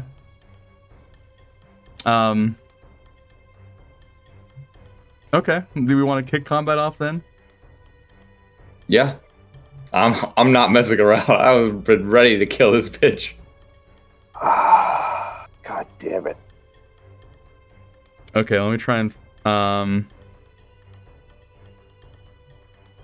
I stealthed here, so technically she may not even know that I'm here. yeah, I'm just trying. This is such a mishmash of combat, not combat kind of combat. We'd probably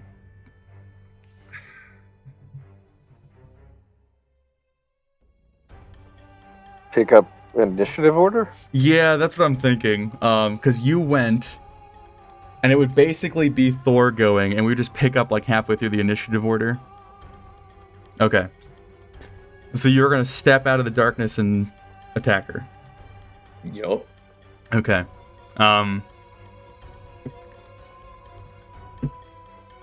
Okay. She would not know you're there, so you would be more or less surprising her. Yeah, I guess go ahead and roll then, sir. That's advantage. All right. Mm-hmm. So bonus action raging. Okay. And as I'm breaking my stealth, which I guess I would be, I would just like to say, "You son of a," and I'm just gonna swing. So that's the first attack, That hits. which I assume would be at advantage. So that's 14 damage. And then the second attack wouldn't be, right? Or is it all in the same turn? So it's all at Yeah. advantage. I would still give Okay. you advantage. Gotcha. Is that a +2 flanking or? No, it doesn't She's not matter. engaged. She's just kind of It's fine. been taken advantage of. But yes, that hits her. So 15. 15. So total of 29. 29, yep. Okay.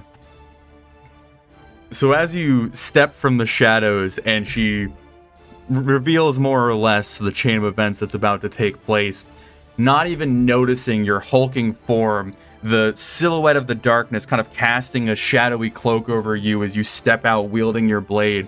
And with two decisive swipes, you land a long cleaving blow across her back that allows her to cry in a little bit of pain and turn around to face you just in time for your second blow to strike her. She raises her arm, now blood kind of seeping from the wound on her back and across her arm, and she looks up in a bit of shock and almost a look of betrayal as you strike at her, and you certainly land two very significant blows.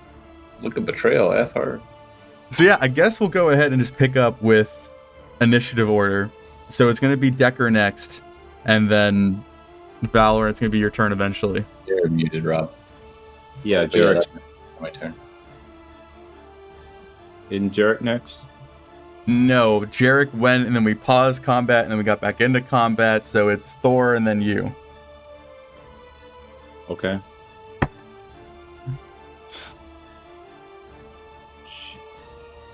Shit. You're still hidden. Yeah. Nobody knows you're there. I guess not even the party would know you're there. You're probably also a bit unclear on what precisely is going on. You would have been able to hear Hypatia and what she said and Thor and what he said, but you're not visually in range of a lot of what's going on.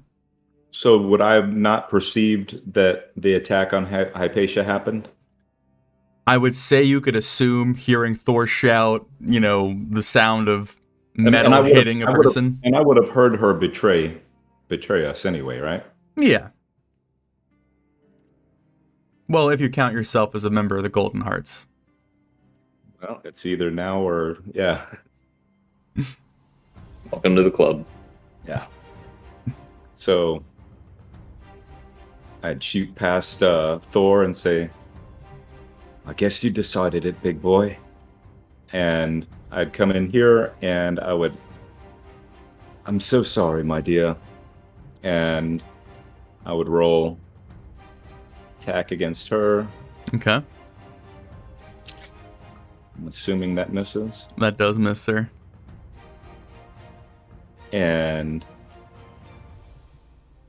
then bonus action disengage. And I'm done. Okay. Okay. Oh, Jesus Christ. I had all this very elegantly planned out. It was going to be this great thematic You show. did this to us. It's not our fault. This is D&D, baby. This is how it goes. Okay.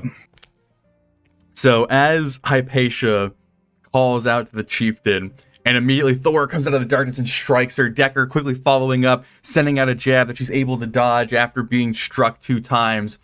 Kododo is left over in the north, laughing. This like deep, odd, strange, warped cackling in the base of his throat as he's witnessing what's going on, watching the betrayer be betrayed. But he moves his eyes back to Jerak, who is still disguised as Hormtar, and you see a bit of his smirk fade.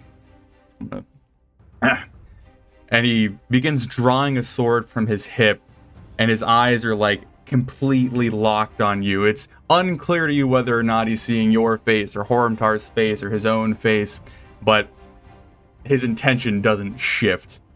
And he begins just very slowly and deliberately taking steps towards you. Each time the Torodan leg hits the ground, there's almost this like deep rumbling through the earth that like resonates his words. Not only did you kill Hormtar, and you've turned his flesh into a decoration, but you come in here and you attempt to copy his glorious magnificence. How fucking dare you, you flesh bags, you monsters! And then he's going to incite his... Oh, is that turn off? And then he's going to... No. Click the wrong button. And then he is going to incite the warriors around him. He lets out this large, bellowing cry that clearly begins like stretching throughout the mine shaft that is yet to be explored. And he calls for his warriors to descend upon you. The time is now. The trap has been sprung. This has just been the pre-game. Now war has really been declared. And that will more or less be his turn. He's not actually going to attack you on this turn. He's just going to kind of like get things rolling. And then we're to Valorant. All right. Oh shit. Okay. Bonus action to cast Divine Favor, which is going to add a D4 radiant to all of my melee attacks. Okay. I'm going to step here, and I assume I also have heard this whole exchange. Yeah. Okay. Hey, Valorant, I completely... She was next to him. I should have had an advantage on that attack. Oh, with Thor next to Hypatia? Yeah. Are you doing advantage off of... Oh, because your stealth attack? Mm-hmm. Yeah, I can go ahead and roll again then, sir. Oh, wait a minute. No, that's not advantage. Never mind. Nope. Sorry. Yeah, stealth attack only applies when you get advantage, and the flanking rules are now +1, +2, so... And also you were Sorry, diagonally in front. No, you're good. Okay, go Valorant, sorry. All right, I don't. So I, like I was saying, I heard what's happened. Yes. I see. Okay. I've got my doubts about this, but I don't think we can afford to. We'll have to sort it out later. So I'm gonna attack her. Do I benefit from a flanking bonus? Yeah, you're off to her side. She's facing Thor right now, so you get a +1 on it. All right, number 1. So That that'll would be an hit. 18. Yep. All right, the regular damage and then the spell damage, and I'm going for incapacitation. Okay. So 9 slashing, 1 radiant. Okay. Yes. It hits. You deal a... So you're doing incapacitation, so you're kind of like striking her with the flat of the glaive? Sure. However you want to visualize that, or even like the backside of it, like the blunt edge, so it's just whacking. She is not down now, but she is clearly on her last leg. All right, let's do it again. No pun intended. 15. That does not hit. Okay. Oh wait, no. No. 15 is your +1. Yeah. Damn. Okay. Yeah, it does not hit. All right. don't think I want to do anything else with that. I'm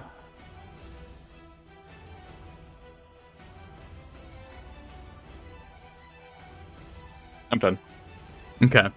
So as everything is going on, and Valoran, you are left at the tail end, just emotions and confusion and anger and frustration all kind of clouding your reaction time as everything just collapses in on itself. The entirety of the situation just going nuclear and like kind of shifting from the crevice that you're in. You strike her on the top of the head. You see the blow kind of landing as like her eye winces, the side of her face kind of sluggishly responding to what's going on. Twisting around, she's just able to duck your second blow as it goes wide, but she's almost beginning to kind of wobble, her steps being less confident than they usually are, as she is just quickly like, darting her attention from Thor to Decker to you to Jerak, just immediately surrounded and panicking a severe amount as we pick up at Jerak at the beginning of the initiative order.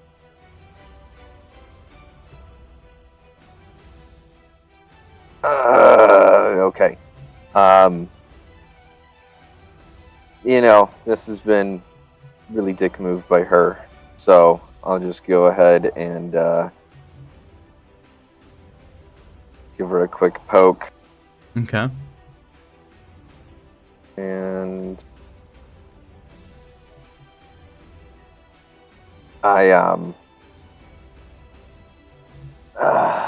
she's looking real bad, right? Yep. Like really bad. Yep. I don't really know how I non-lethally stab her. You could just like hit her with the handle of the rapier. Smack her in the back of the head. Yeah. Just a quick. And yeah, I'll do that. Okay. So as the action returns back to you and you glance over and see Hypatia in this worried state, being struck at by all sides, you kind of like hold the blade up and you're like, bonk, and you just like hit her right on the top of the head, this solid landing where usually your physical abilities don't culminate in a lot of success, but this specific time as you're striking down a poor innocent woman, you hit her in the back of the head, and her footwork, her footwork and her gracefulness leave her body in this harsh display as she just crumples to the ground, hitting it with this gentle thud, because she's still a rather small figure, but she goes down like a sack of potatoes, and she is incapacitated. Wonderful. And then trying to hide the piss running down my pants, can I just kind of run my ass over here? It is disguise self, so he doesn't technically know. Are you still holding up the Hormtar disguise? I have to use an action to dismiss it, and I already used my action. So Okay. Hormtar beats this small woman and then runs like a coward into the tunnel. Showing such a display, does that fuel anything in those kobolds? Hopefully makes them You lose think they're going respect. to be frightened that you have dispatched a small woman and then ran away? I don't think that's going to qualify as intimidation. I'm grasping at straws here. Is there anything else you have for your turn, sir? And I'll be like, good luck, Thor, good luck, good luck. And give him some bardic inspiration. Okay. All right. So finally, as all of the drama and betrayal plays out, and the source of it is sent to sleep, collapsing to the earth, and Jerak goes hustling past his companions into the dark, the kobolds finally seem to gain their footing, being spurred on by the words and the roar of their leader, and go charging forth. Okay, so I have so many things to move, so apologize if this takes a little bit of time. We're gonna go here, here, here.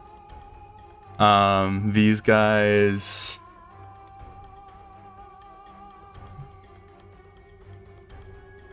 They're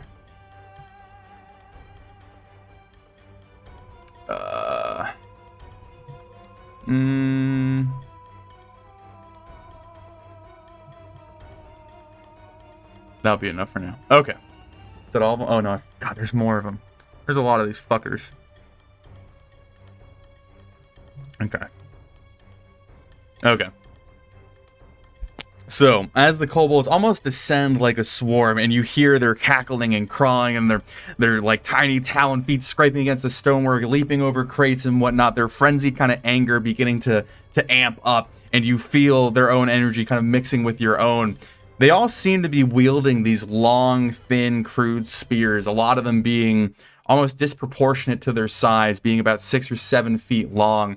And they come rushing up, the tips of them scraping the ceiling of the mine shaft itself, some of them kind of hanging back and hopping from one for the other, excitedly kind of trying to glance over one that's in the front. But they're going to start rushing forward and just jamming their spears at you, almost forming this makeshift line with like different poking wooden sticks kind of jamming out of various cracks and crevices. I imagine both of them are going to try and attack Thor first. And then there's going to be some daggers thrown, and then one's trying to stab Valorant in the back. So that is what we were going on. Thor, what is your AC currently, sir? 15. 15? Yep. That is a miss. That is a hit. You take a whopping. I'm sure you're going to be absolutely devastated. 4 points of damage. That is reduced. That is reduced? That is reduced. Okay. I'll make sure. Okay. And then Valorant, what is your AC, sir? 18. That is a whopping miss. And then we'll say one of them will throw their daggers at Thor, because why not? That is a hit. You take a, again, whopping 2 points of damage. That is reduced. Ouch. And then kobolds, Hypatia would have gone, but she is no longer with us. Thor, it is your turn, sir. All right. Is this a space I can move to? Or is that like wall? We'll count that as wall. There's not enough space in there to stand. Okay. Then can I move here? I mean, you can step on Hypatia. I don't really need to. Okay. I mean, yeah, if she's like out of the way, that's really all I care about. For all intents and purposes, she's not there. Okay, cool. So, 5, 10, 15, 20, 25. Hold on. I need to measure a line. I should have done this, but, so if I go like that, probably that, because I hit 4 of them. Okay. Yes, is that correct? Yes. Well, actually, it would... You're moving from here to... No, you're going diagonal. Never mind, you're fine. Yeah. Which one would hit the main boss guy? I would say your right course would. You'd be This hitting... one? Yeah, just a kobold and Kadodo versus 4 kobolds and the hobgoblin. All right, then I'd rather hit the 4 kobolds and the hobgoblin. All right. So I would like to activate Shard's Edge. One charge of that. Oh, is that your then- Polar Mastery for the kobold, sir? Yeah. Yeah, and it didn't. Gotcha. Did not do. Can I like recklessly throw this? Because like it's technically an attack. What's the exact wording? Is it a melee attack with reckless? Hold on. Because I would imagine it's only melee Make your attacks. first attack on your turn. You can decide to attack. Yeah, I guess it's melee attack rolls. Yeah. Okay. Yeah. Cool. So then, never mind. Let me just. I think it's a D20 plus 5 because it's yeah.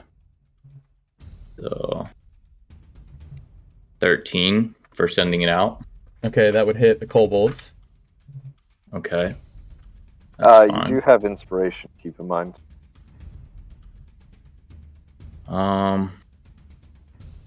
Sure. Why not? Okay. The D8. So, what, 15?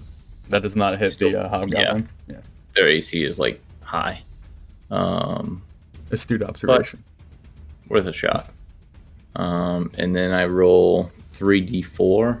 Mm-hmm. That roll. Is Nice. that 7? Yeah. That's hilarious. So as Does my rage damage include that?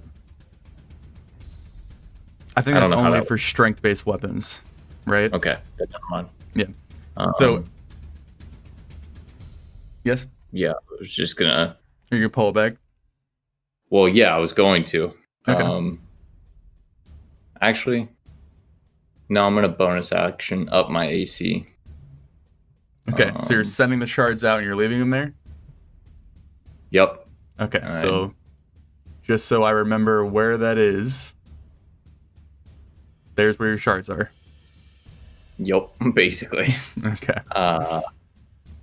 As I throw them, I'd just like to be like, Hormtar was never worthy of such a weapon, and just hurl them at these kobolds. Okay. 1 second. All right. Yeah. As you hop to the side and you call out, obviously none of the kobolds understanding what you're saying, but distinctly getting a visceral reaction from Kododo that's kind of stood behind them all, clearly disagreeing with your statement. You send out Shard's Edge and you see the various bits of metal go sailing through the kobolds. They weren't prepared for such an assault as the shards go through one and through another, the bloody metal from the first ending up in the fourth as like body after body is impaled and struck and striked and slashed. And by the time the shards reach the hobgoblin, these kobolds look defeated and grizzled and almost whimpering. They seem a little bit ripped apart as they stare up at you with this like, "Ah." And that will be your turn, sir. Okay, so Decker, you're on deck, or I guess you're going, and then eventually we'll get to Valorant again. So Decker would look at all this mess here and realize that in as much as we can, Thor seems to have that under control for the time being. And I see this fat man next to me that has a habit of dying, so I'll jump in front of him, run this way, and attack the knoll. Mm-hmm.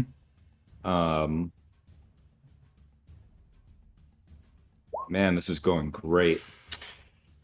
That is a miss, sir. Yeah. And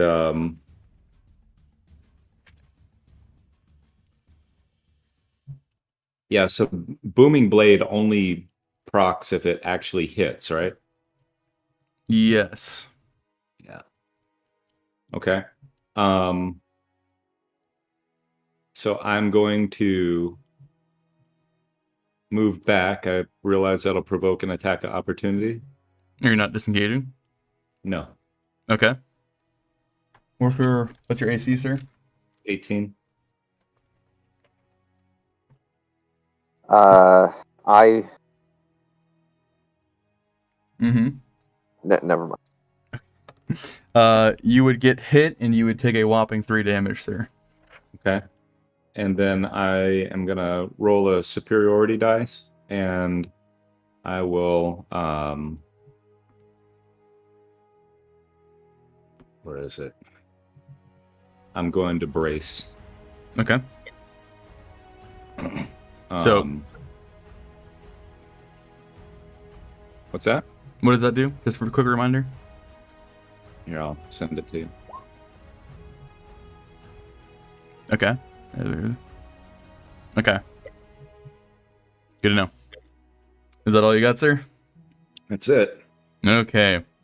We're to the Hobgoblin boys. Jesus Christ.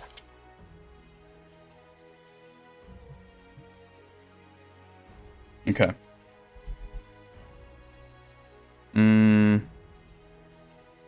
Oh. Huh. Okay.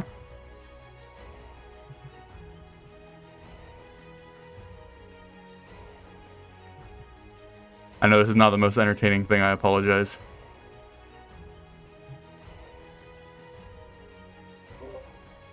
I don't know what you're referring to. I am entertained. Okay.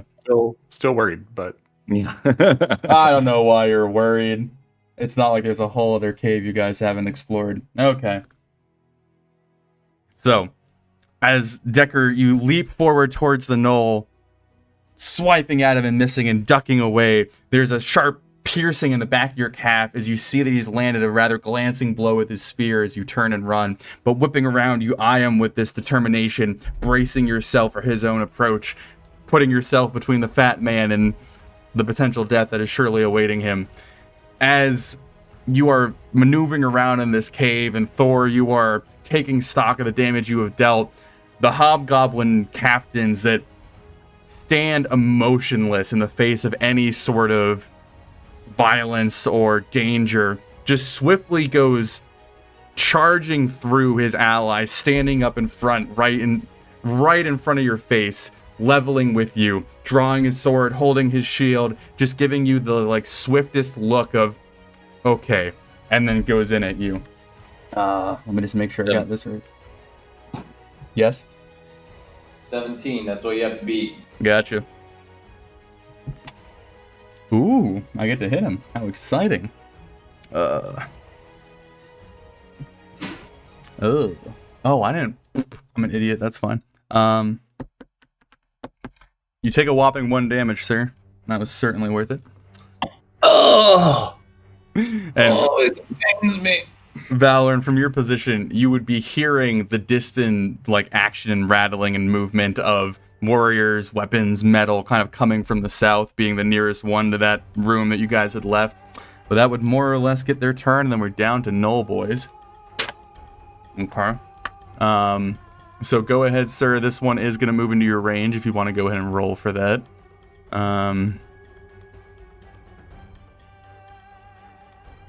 Okay, that would hit, sir.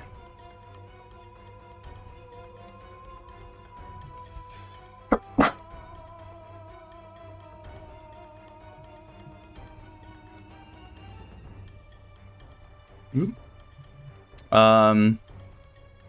Is there a reason you're getting sneak attack on that, sir?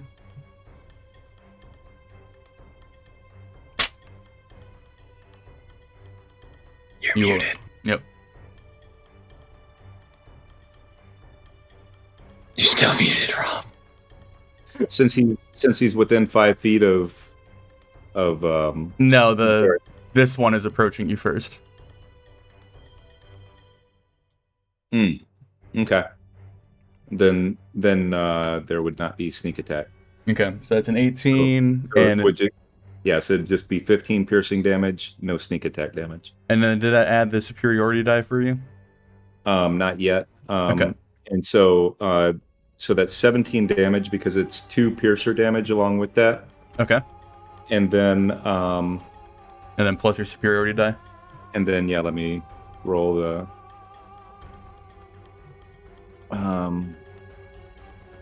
superiority die. It's just a 1d8. Let me roll that out here. Can make a difference. It doesn't make a difference. With my piercer feat, I'm gonna re-roll that. Okay. That makes a difference. Okay, so it was 15 plus 2, 17 plus 7? 22. 20. It's just 22. There's no +7 because there's no sneak attack. No, he got No. 15 plus 2 for his piercer trait, correct? So that's 17 damage plus the 7 superiority dice, that's 24 damage. Correct? Yeah. Okay. So let me bloop. Okay. So as you whisk around, flourishing your rapier, preparing for the charge, this frenzied hyena-like beast comes charging through the small mine shaft you find yourself in, the enclosed space, his barking and howling echoing around into your ears. And as he gets into your zone and you almost move with this slow motion, his jaw coming out, his mouth opening wide as he comes at you with both, like, to bite you and stab you with his spear, you quickly just find the precise location to slide the tip of your rapier into the roof of his mouth and then drive it up through his skull and out the back of his head, quickly executing the beast as he's mid-charge before like simply moving his momentum to the side and letting him collapse beside you. Did you want to use your double-headed sand feet, or you want to save that, sir? Explain that, how it works. Daniel, or does anyone remember this precisely, or does someone have a thing pulled up? I think all you have to do is just as a feat, you can choose to resurrect the whatever you just kill. It has 1 hit point, and it acts at the end of your turn, I think, and can follow simple instructions. Let me just fact check that real quick. But can I do that like once per short rest? It's once a day. Once a yeah, day. Oh wait. Okay. It's not able to attack on the turn that you revive it. Yeah. But yeah, so you strike that one down, choosing to let the spectral energy that is wielded in your sword to stay put. As you look to your right, another gnoll kind of filling in beside him. He's going to go ahead and strike at you. What's your AC, sir? 18. I'm gonna go ahead and just, in case cutting words it, not today, pup! Okay. So whatever you roll, these remove that much. Okay. So as the gnoll kind of glides in beside you, it like frenzy, looking at you, looking at its dispatched brethren, looking at you, and kind of snarling with a little bit of disgust. As it goes to raise its spear, you see its face like covered in a little bit of like pain and wincing, and almost curls into itself as you hear Jerak shouting out beside you. And as it curls into itself, it almost kind of like nicks its own, like the forehead of its brow with the spear point and lets out this yelping noise before it's clearly been kind of thrown off its game for its particular initiative. That all the gnolls gone? So he's not going. He's not in range. Okay. That would end them, and we're down to Kadoto. And I also forgot to give the ogre initiative, so he's going to go after Valoran. So that's fun. There's a lot of fucking people in the way, dude. Who put all these fuckers in this cave, man? Absolute tragedy, I tell you.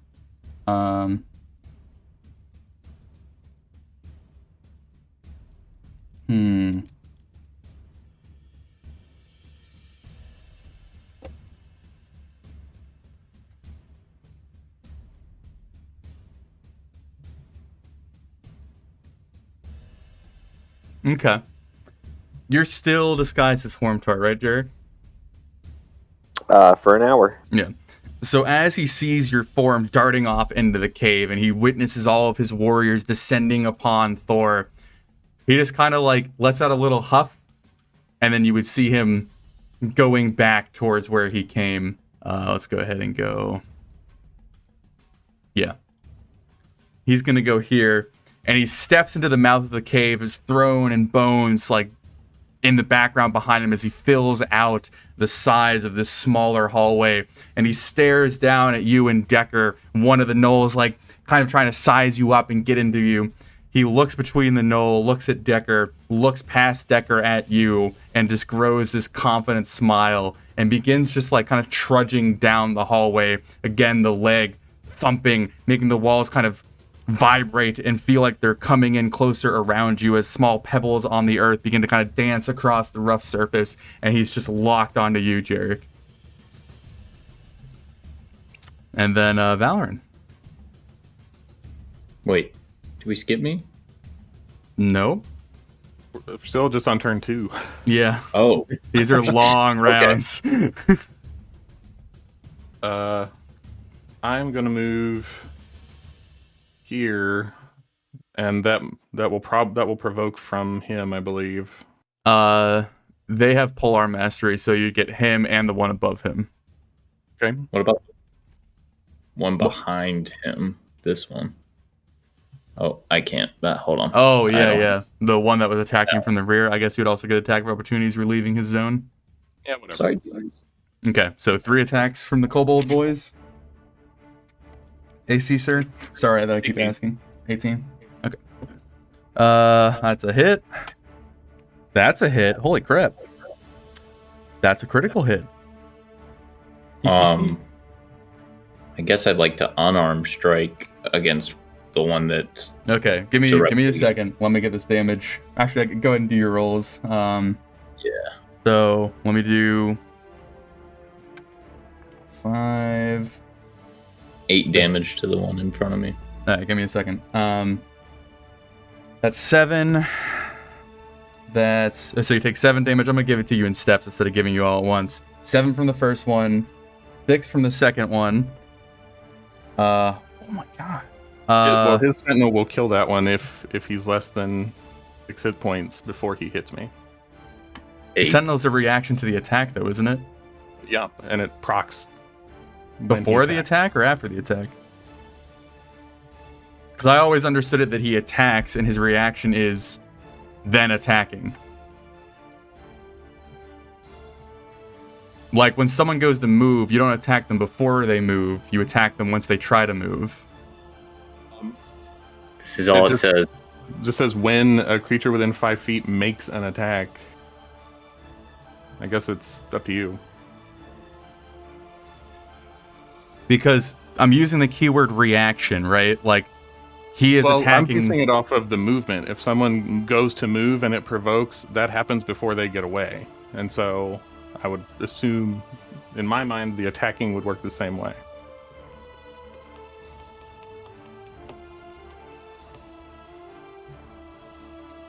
Odds or evens. I'm indecisive. I'm gonna let Thor call it. It's his feet. Oh, you gotta pin this on me, bro. Give me Odds. one quick. Okay. Yes, we will go with his attack will happen before the other one. So you are attacking this one. I think, yeah, this one. Okay. So let me. How did I roll them? First one's okay. So that's second damage I just gave you, whatever that was. Never mind. Never mind. Okay. Okay. And then we'll do the critical one, which is the one that got you in the back. Real quick. Reaction timing, right? That's what we're talking about. Opportunity attacks. Yes. In not to rules laureate, but I found it. For example, the opportunity attack and the shield spell are clear about the fact that they can interrupt their triggers. Okay. Cool. That's what we want. Sorry. Daniel, I didn't Nope. understand you. I was just saying you were echoing, like your audio was echoing. Oh, sorry. Anyway. I'm just letting you know. Okay. And then last attack. Trying to get through all these moves. That was gonna be 14 damage to you, sir. And that's for your concentration? That's right. All right. So as this swift and concise turn ends, Valorant, not even ends, this is just the start of your turn. As you move past your companions, all the kobolds kind of whipped up into a frenzy. You feel this harsh jab into your back as you leave the kobold behind that you were not engaged with, but being poked at. And it's a deep, hard gash you really feel almost in the depth of your chest, making you concerned just a little bit about how much damage you just received. Moving past, you see another spear coming for you before Thor just absolutely crushes him as he hits him in the side of the head, the small kobold body going flying as the spear is, I guess, trailed away from you. And as you're moving past Thor and getting back into the action, another spear kind of comes up and over Thor's arm and jabs you in the shoulder for a little bit of damage, finally putting you where you want to be. All right, am I flanking this hobgoblin? Yes, you'd have a +1 on that, sir. All right. Is it worth it? Is it worth it? I ask myself that every day. All right. My first attack is going to be to attempt to shove him prone. Okay. Damn it. So that's a contested athletics. Yeah, I believe so. Beat a 10. He does succeed. All right. Second attack, just regular. Okay. Damn it. That is a miss, sir. And Whole arm bonus attack. Come on. Wow. Welcome to my world, James. Yeah, that turn was not worth it. All right, I'm done. Oh, that was rough. All right. Yeah, as you get into position and you're now sunk into combat, the chaos kind of causing your movements to be ever so delayed as you're struggling to really get sunk in and delivering the blows that you can see in your mind but not culminate into the world. And then we're going to have the ogre finally go because I forgot the poor bastard. God, where the fuck is he going to go?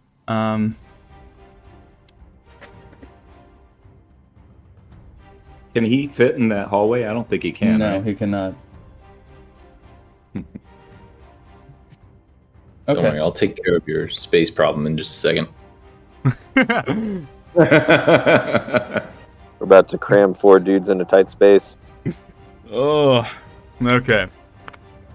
As finally this ogre, who was just kind of like dumbly staring around, watching everything going on, a little bit of just confusion coming out of the eye slits of the visor helmet clamped over his face, he eventually puts 2 and 2 together, realizing that this isn't just some camp dispute or someone fighting over a chicken. People are actually dying right now, so he goes lumbering into the action, almost kind of in this like jovial way, just like unclear of this like the hatred that is being fueled by all of these entities in the room. As he goes storming past the kobolds, they begin to kind of like almost bounce up off the ground from his weight as he stumbles past. And looking around, he just points at the hobgoblin captain with this kind of dopey look on his face. And then he unleashes this horrible, tremendous roar, this belting deep noise that hits you like a slow lawnmower that's like whop, whop, whop, whop, whop, whop, whop. And as it rings through your ears, you see the hobgoblin kind of wince, a little bit of anger crosses his normally kind of cold features, and it like nods almost knowingly back towards the ogre, and then whips around to strike Thor. What's your AC, sir? 17. 17. That would hit. I know I'm going to deal an absolute monster amount of damage to you, sir. 1 second. I'm bloodied, so be careful.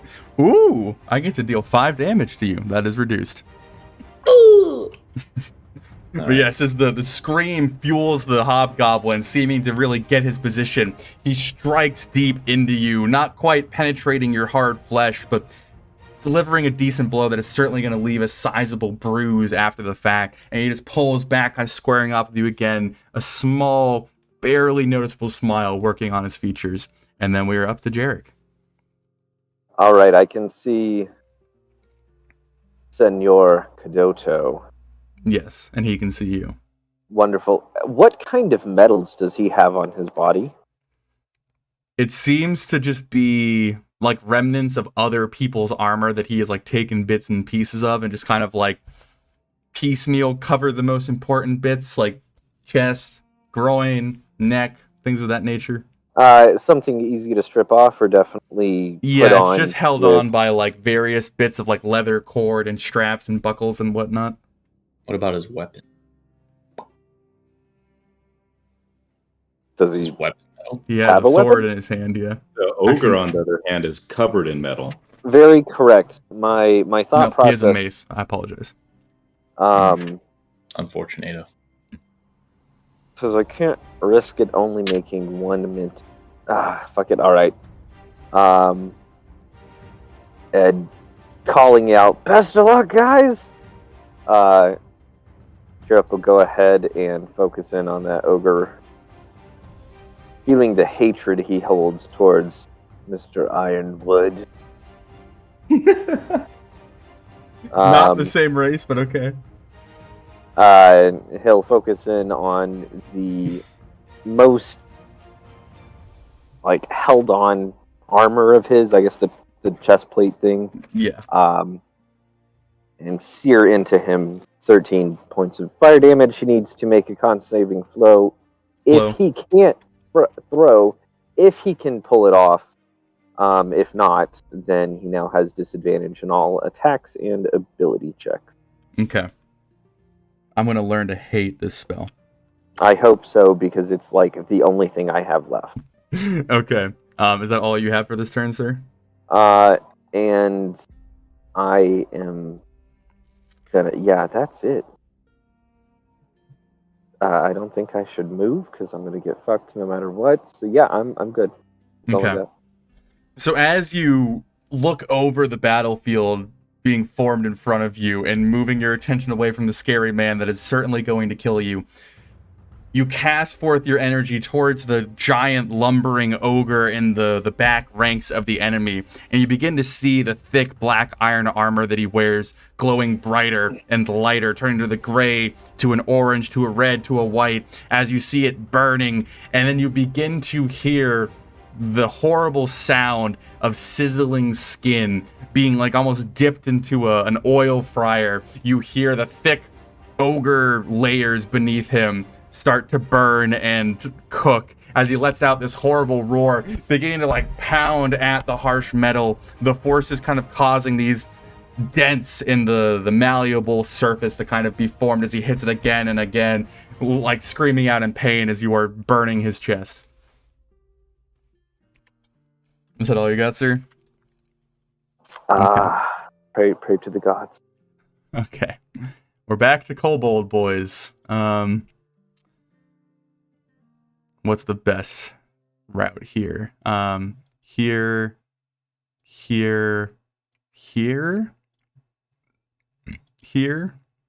Nah, we'll go here.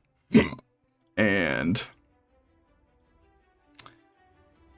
we are going to hear this combat music loop about 30 times today. So I hope you guys really like this music.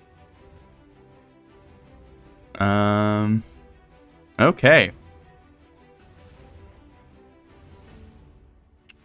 We're going to do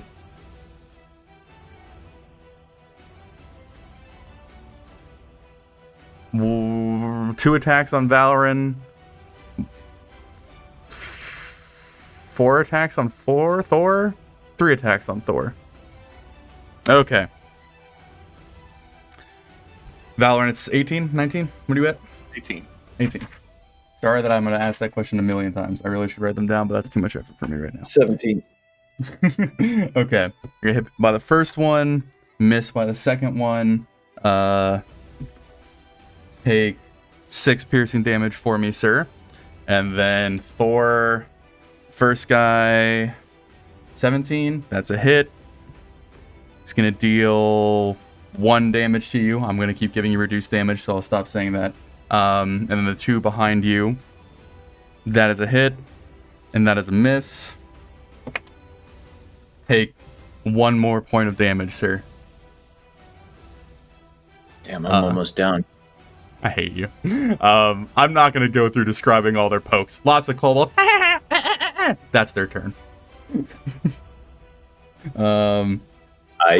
So Thor, and then Decker, you're next. Okay. Now, question.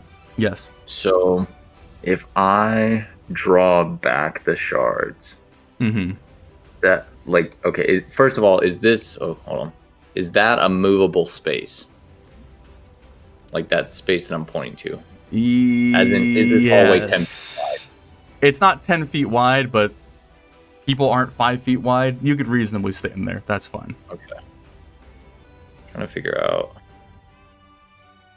So if I go this way, do I hit 4 of them or 3 of them? Because I would hit would I hit the hobgoblin in front of me? Yeah, you would hit the hobgoblin, the northern kobold, and the gnoll on the right space, and you'd hit the hobgoblin, the 2 kobolds, and the gnoll on the left space. So I'd hit 4, right? Yes. Okay. Then I'll just stay where I am, I guess. Okay. I'll just be like, oh no, where's my sword? Oh wait. I'll just shoot it back. That is D20 plus 5.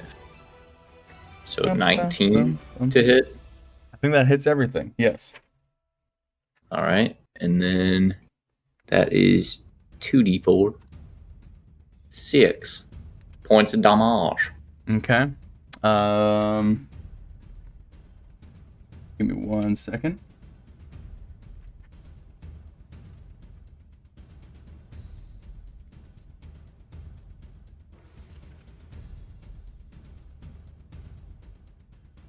Okay. Perfect. Okay. So. Oh, go ahead. Do you have more for your turn that you want to do? Oh yeah, I still have my 2 attack. Yeah, go for it then, sir. Then I'd like to look over at Valorant and just be like, "Showtime," and I'll take my 2 attacks on this guy. Oh well, I don't have my pointer. The guy in front of me. Okay. So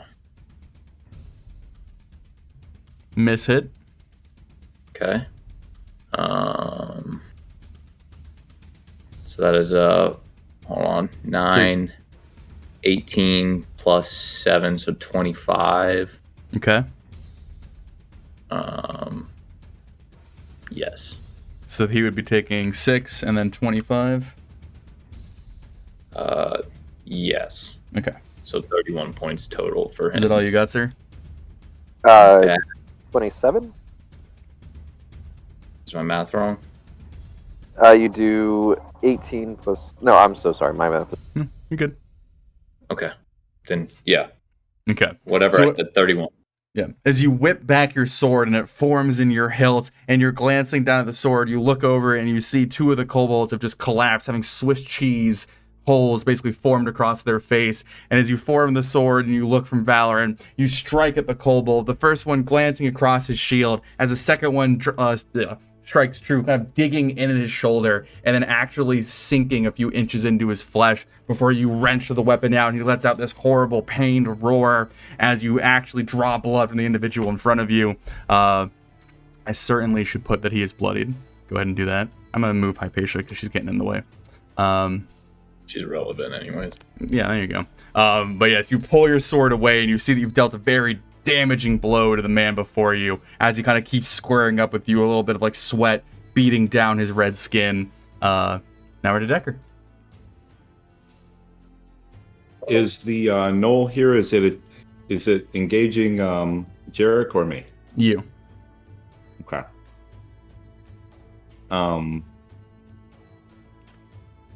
Then I'm going to.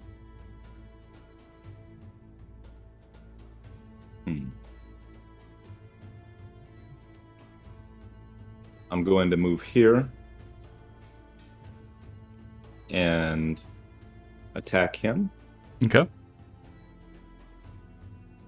Nathan, just a quick question. Would I have known if, like, or would I have been able to observe if the ogre, like, understood English or, like, common? Whatever. There wouldn't be any indication that would let you believe that. Okay. Got it. And this is just your normal damage, so that 14?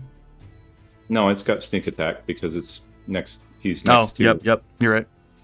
And then, so that's 22 damage, and then booming blade. Okay. Is 1 extra damage. Oh, 23 damage. Okay. And then he has. Is he okay? So is he dead? Or, no. Okay. And then bonus action disengage, and I'm going to move here. And okay. as I'm moving away, I'm gonna, just like give him flip him off. I don't know if that even works, but try to get him to follow me. Okay. So you attacked him. He has booming blade on him. The effect of it. Okay. So you strike him and you see your blow going clean through his chest, and it's clear that you've landed a blow that he's not going to recover from, but he's still standing and fighting. Even with the energy of your blade kind of transferring to his chest, he's snarling at you and kind of huffing and puffing a bit as you slide away, and his eyes look at you and kind of cock the head slightly as you do these odd hand gestures before they look over at the closer enemy of Jerak. But a valiant attempt. Is that all you got, sir? That's all I got. Okay. We got hobgoblins, gnolls, and Kadodo. Oh my. Decker, you would see a look of absolute terror as you push past Jerak. I'm hoping he chases after me. We're never running a combat with more than like 2 enemies ever again.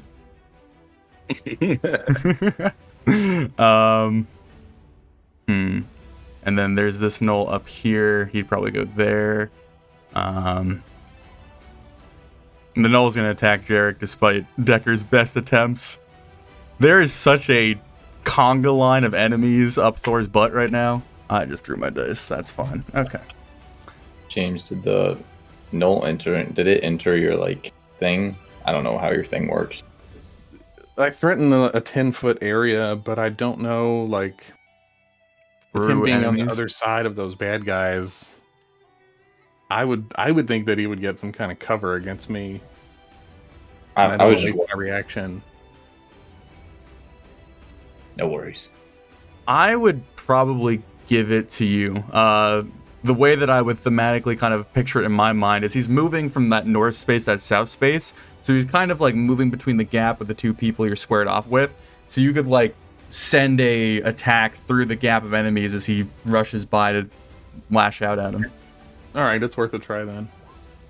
That would hit. All right, that and then that. So 12. 12 total. Okay. Yoink. So as he darks by and you're frustrated about your first attempts to strike the hobgoblin, you unleash just kind of like almost casual, frustrated throw between the 2 enemies, and you hear the gnoll letting out this kind of cackling, howling, injured cry as it kind of whimpers past the blow and moves into position. So we got an attack against Jerak, an attack against Thor. Oh, wait. Okay, I need to keep that in mind. Whatever you roll against me, reduce by 7, please, and I'll just... Not today, pup! Okay. Worked again.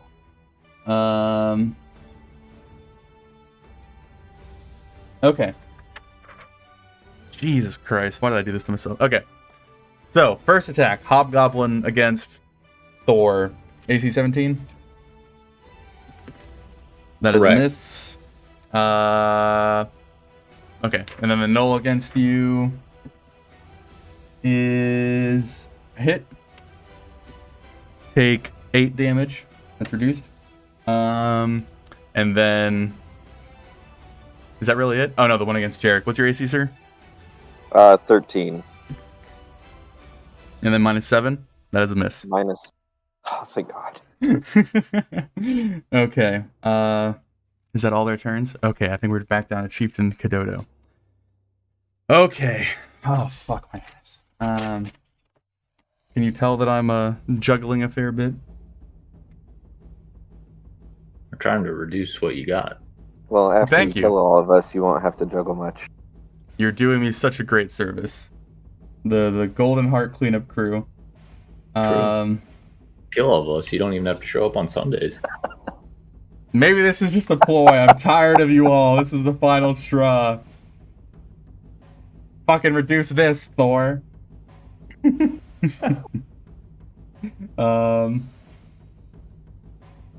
Okay. So, Jerak, as you lash out at the Knoll attacking you and dive to the side, you thank your stars as you avoid his attack, but then you hear that familiar thump, thump, thump. And as you look off to your north, you see the large figure of Kadodo just slowly lumbering through the hallway, his smile growing wider and wider until his teeth are eventually visible, yellowed and aged and worn, as he just basically grins down at you with such satisfaction that it shakes you to your core. Yeah. As he's lumbering towards you. How dare you? How dare you? I will show you the true meaning of might, the true meaning of power. I will crush you like I've crushed all the enemies that stood before me. Make sure to take that off so I don't sound like a crazy person. And I rolled as a 17 hit. What is your con ability, sir? My modifier or just my Your score? ability, your score. 12. Okay, give me a dex saving throw. At 5. Oh, Am I in your area? Nice. yeah, he is. Within Yeah. sphere of influence. Or whatever. And plus 5, 25. Very nice. Very nice. So, Jerak, as he comes lumbering up to you, his words filling your ears, you see him reach out and grab the wall beside him, kind of stabilizing himself. And he turns to the side in this like strange display of like you don't quite know what he's doing, but you begin to realize what his intention is as he lifts up the Toradan leg and he almost curls it into his chest, preparing it for a strike as he aims it at you. And there is a distinct, loud popping noise that almost sounds like a cannon going off as the leg goes shooting straight, basically going from completely bent to fully stretched out in a singular moment. And you just are able to duck in time as the solid mass of ancient flesh basically bolts past your head, and you hear that like sickening pop. And it's clear that if you had not moved from that position, that would have really hurt. But you are able to avoid that, and you hear him kind of curse out as he places his leg back down. Do I want to do this? Lay it on me. And then he's gonna glance over at the knoll that had failed in its mission before, and he just kind of gives him this glare, this snarl, and the knoll's just like, ah! And then goes to stab you again. I would like to imagine he shot the cannon at the top half of. And it pushed through the illusion. So he's not getting the -7. You're not using cutting words now, right? It's only a one-time reaction. Okay. So he hits, and the knoll is going to deal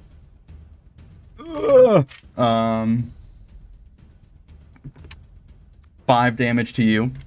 And as you feel the knoll's spear digging into your side, you see Kododa just give him like a singular curt nod and then lash out with you with his mace. What's your AC? 13, but before... I just double check.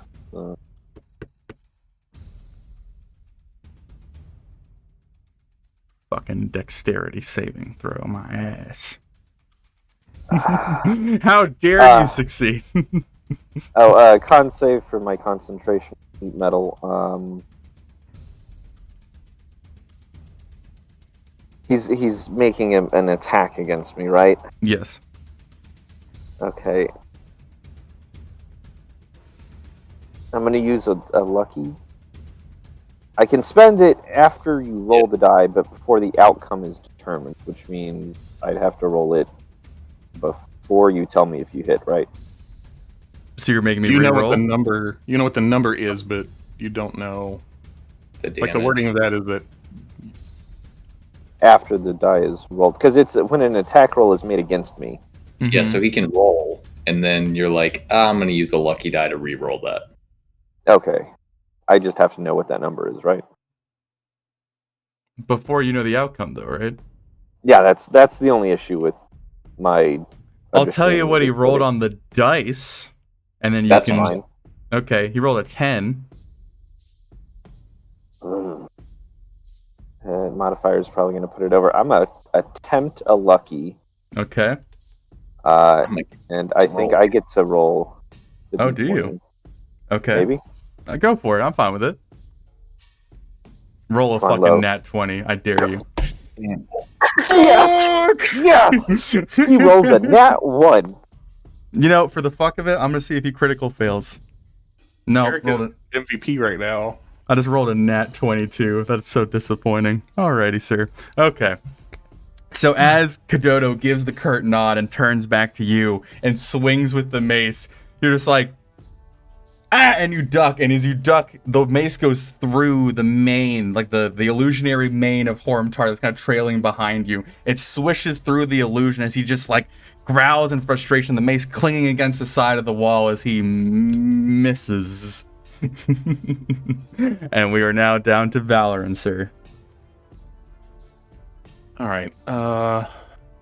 Let's start off with an attack against what? Sorry, my bad. Just Start with venting an attack steam. against Hobgoblin. That's probably not gonna work. Yes, that is a miss, sir. Am I flanking? You'd get a +1. It's a 15. Still a miss. Oh, let's attack him again. What the hell? Oh, that is also a miss. All right, there we go. Okay. That's gonna be this plus this, so 7 total. 7 for that guy. What is he at? Okay. Since he has been a rather solid opponent for you, do you want to dispatch him in any particular way, sir? So I think just these Valorant makes kind of a sloppy mistake of telegraphing those first 2 hits, and this somewhat seasoned Hobgoblin warrior is able to duck them fairly easily. But then flourishing with the blade end and then bringing the cap end up and just sort of slipping it like a pool cue into his nose. Plunk! And that divine favor damage flashing in his face, breaking his nose, sending it into his brain. Very, very nice. A very peaceful way to go, I hear. As the Hobgoblin turns to you and gets the devastating last blow, his face being even more grotesque than the normal Hobgoblin face, his body goes like stumbling back before he collapses on the ground, defeated. And I think I'll stay put, so that's my turn. Okay. Ogre boy. Ogre boy. Just remember disadvantage and all attack.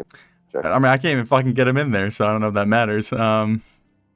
You large creatures, why do you do this to me? Who pushed you in a mine shaft, fucking idiot? How do you even get in there? I checked. He can get in there. I think he's just gonna... Well, actually... No, he's Where are gonna you? throw something, isn't he? Fuck. A random granny appears in his hand. I'm afraid now.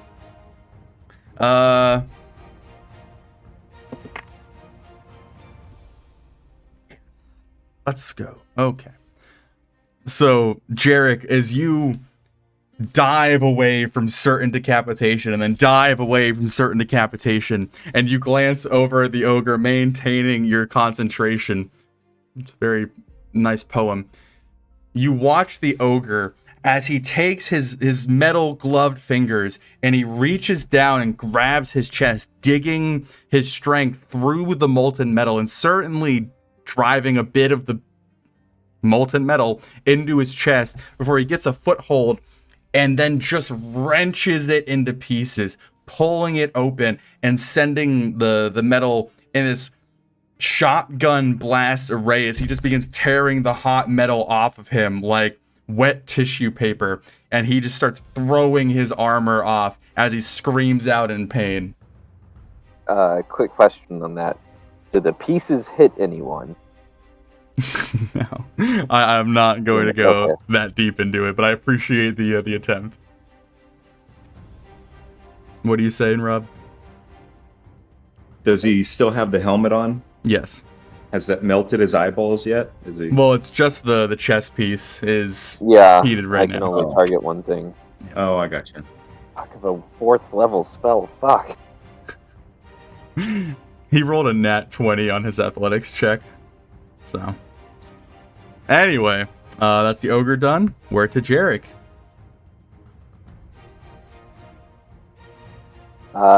So fuck off for that. Looking at, I'm gonna remember this name soon. Hidoto. Yep. just get and cast some dissonant whispers at him. I'm not going to bother with any kind of high level because I just need him to get the fuck away from me. Wisdom save of 15. He succeeds.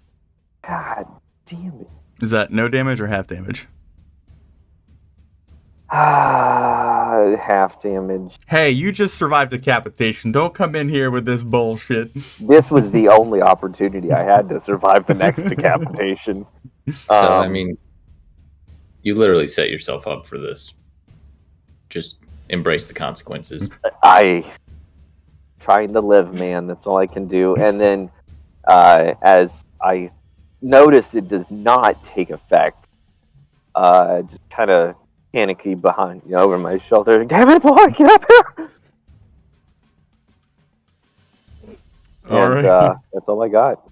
Okay. So we got kobolds and then Thor.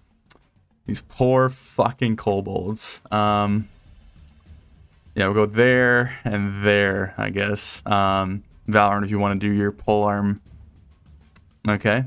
You want to give me, is that 5 flat or anything added to it? 6? Total of 6. Okay. I'm gonna stab Thor twice, because, I don't know, he's asking for it. He gave me a funny look. That is a hit. That is, your 17? Oh, wait, no, did you, use your pendant? Does that put you at 17? Yes. Okay, gotcha. Okay, so that's 1 hit. You take a whopping 3 damage, sir. And I'm not this. Oh, there's kobolds behind you. God damn it. Okay. 2 more kobolds are going to stab you.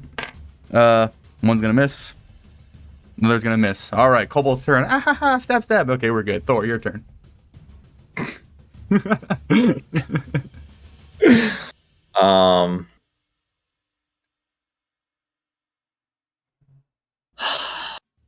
Blizzard of spear points surrounds Thor from every direction.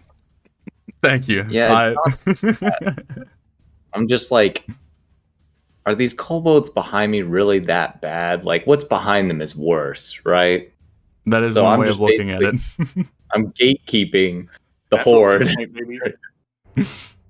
taking a maximum of like 6 damage per turn versus whatever the fuck these hobgoblins are gonna do. So I'm gonna strike this one in front of me with Shard's Edge. Okay. That is a hit. I'm assuming that kills it. Indeed. And then I'd like to strike this one right here. Okay. It's a 9. That is a miss, sir. Did my part. I guess I'll just Hodor right here. Thor, because I'm tired of describing kobolds dying, how do you dispatch the kobold? Paint me a picture.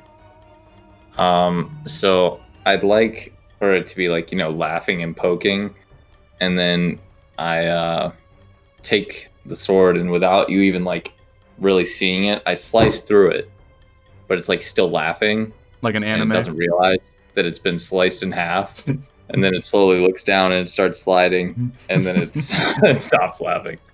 Alrighty. Easily enough. Okay. So, Decker, it is your turn, sir.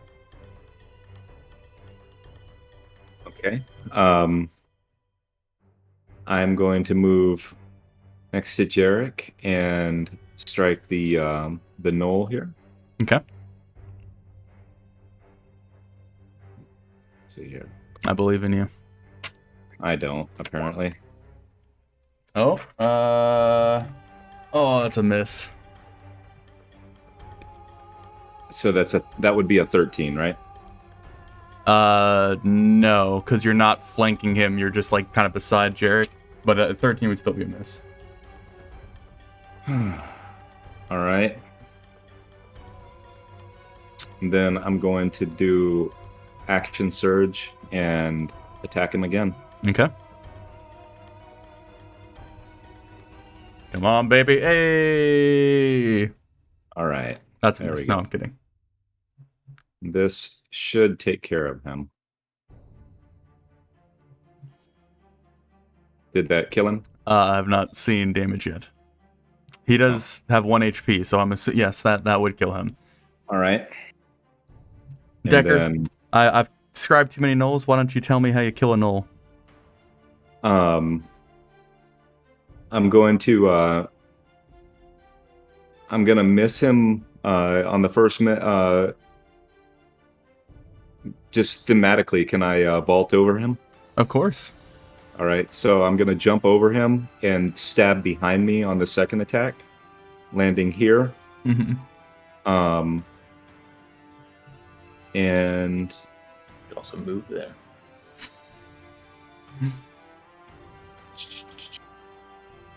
I wonder if I can do this as a bonus. Just let me look at this one thing. Oh.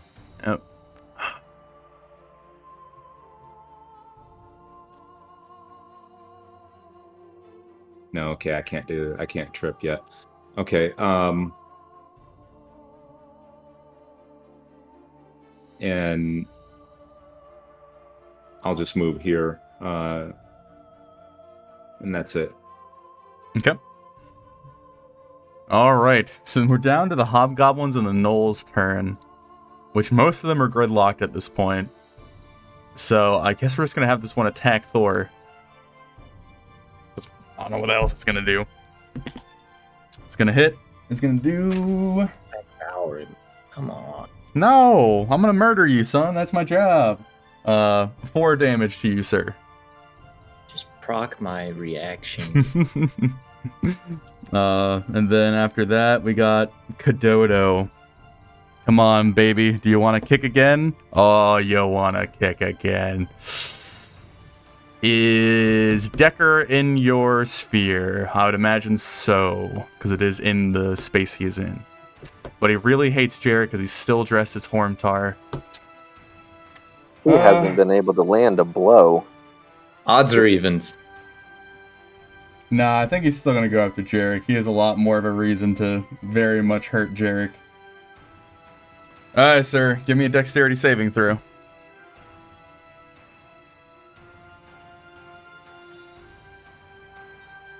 That's +5, right? That's 16. That's right. Hey. Shot. 100 points of damage. So, your con was what? Sorry, I don't remember. 12. 12. Okay. 1, 2, 3, 4. 2. Left arm. Okay. So, Jerak, as you are gaining your surroundings, attempting to solidify your position, watching the gnoll die, and Decker kind of surrounding the opponent in front of you, you see him get up against the wall again, raising his leg, this horrible twisted look of determination on his face, and right before his leg kicks out, you see him glare down at you, almost as if he's silently being like, if you move, I will fucking kill you. And as you attempt to duck, you reach out with your arm to go and grab the wall next to you. And as you extend your left arm in a sudden violent motion, you see your hand whisk to the left, this gray blur taking over where your arm once was. And you hear this horrible cracking noise as a searing amount of pain becomes surging up from your forearm, going into your chest, as you can clearly realize that your left hand has been broken. And it's been sent off to the right. You're limply now holding your left arm with this throbbing, horrible pain, a bulging bit of your bone coming out from under the skin, having this tight, swollen area where the injury is already taking place. For all intensive purposes, you just can't do anything that requires 2 hands. Potentially playing your lute might fall under that category unless you do some pretty crazy shit. But, Well, I like to think the lute has a strap, right? Okay. So it could just be hanging on. I'll allow that. That's fine by me. Oh, thank God. Beautiful. But use common sense rules. Any sort of like wrestling or athletics or acrobatics that would use your arm, you would have some sort of disadvantage on. But yes, you just had your arm basically kicked into pieces by Toradan's leg. But as the devastating blow hits and he lands, wait, what was it? It's you would take 4 points of damage. That would make you roll your concentration, correct? Oh wait, For the burning pieces of metal on the ground. yeah, I forgot that it happened. Okay. Yeah. Oh wait, so- only 4 points? yeah, basically it was the damage over your Constitution ability, so it wasn't that much. But the residual pain is what matters. Yeah, I guess that's all he can do. So landing that blow and placing his leg back on the ground, this rumbling vibration coming from it, he just gets this gloating, chest-swelling pose above you as he just revels in the fact that he knows he has knocked one of your arms out of the game. And then we are to Valorant, sir. Okay.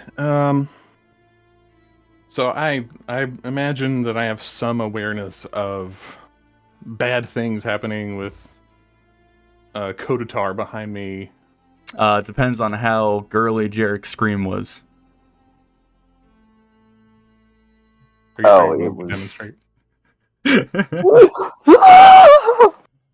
That wasn't. Yes. Okay. So, Valorant says to Thor, "Hold the line, my friend." And he's going to move, so I'll take whatever the opportunity attacks are. Okay. From that kobold, that is a 18, 19? 18 AC. Alright, that is a hit. Ooh, 7 damage.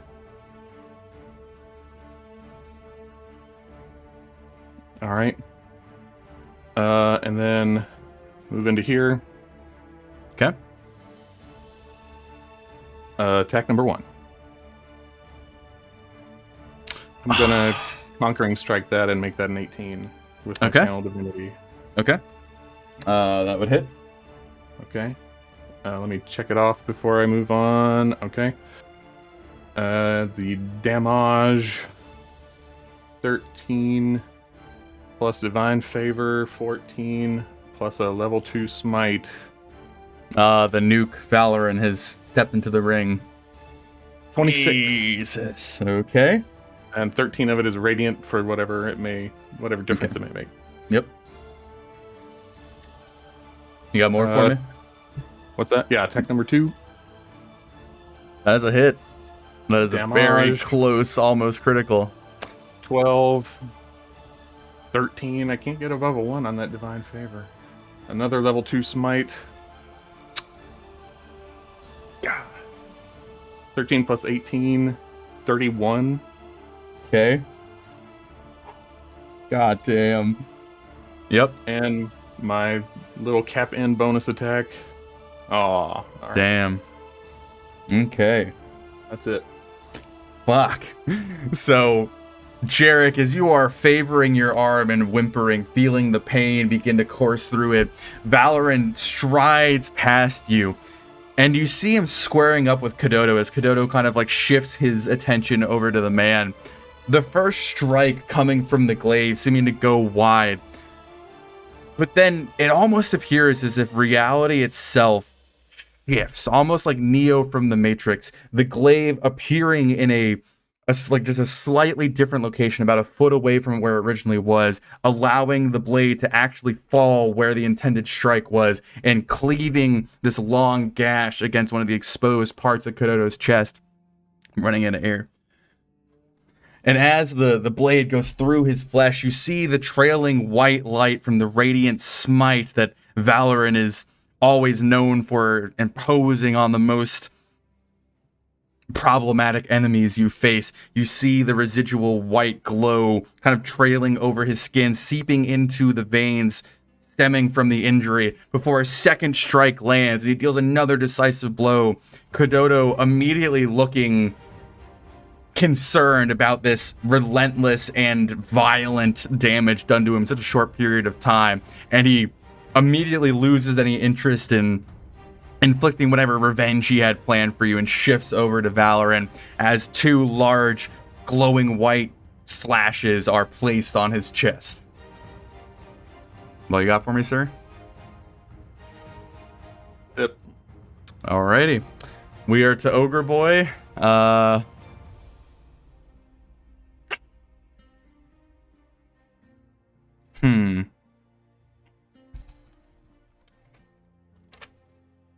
This ogre has had a rough fucking go of it. You're fine, Seth. Stop complaining.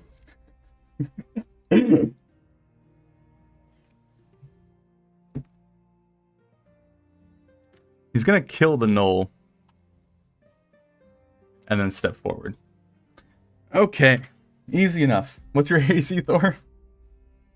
17? Still 17. Yes. It's my boy. My boy.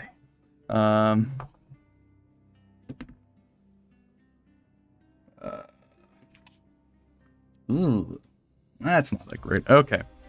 So, Thor, as you watch this ogre finish ripping the molten metal from his chest, finally throwing the last piece down into the earth, you see him reach behind him and pull out this huge, crude, large, hefty battle axe, bladed on both ends. And he simply just strides forward, the momentum of his massive body being enough to, like, crush the gnoll beneath his weight, not quite killing it, but it's underneath its foot, like clawing at the base of its armored leg as it's like crying and screaming for it to take its foot off, but basically ignoring the cries of its companion. It just takes the axe and dives it towards you. You're able to kind of use Shard's edge to deflect it, but it like scrapes past the skin of your arm. You take 5 damage, sir. And then that is the ogre's turn. He's in the game. And then we're back up to Jerak, sir. Can I ask a crappy question? Go for it, sir. Did Caspian use the double-headed Sam ability on that second I knock? was about to say that. He did not. Well, because there should be a specter chilling over there somewhere from the first null, right? No, but you don't have to. You don't have to use it. You And choose. Rob's Oh. not. Yeah. Oh, okay. I thought you... Yeah, and they didn't mention it when killing the second one, so I assumed that he didn't want to use it then. Okay. Oh, God. You know what?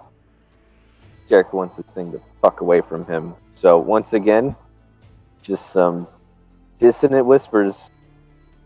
All right. Wisdom save of 15. Come on, Kododo, my boy.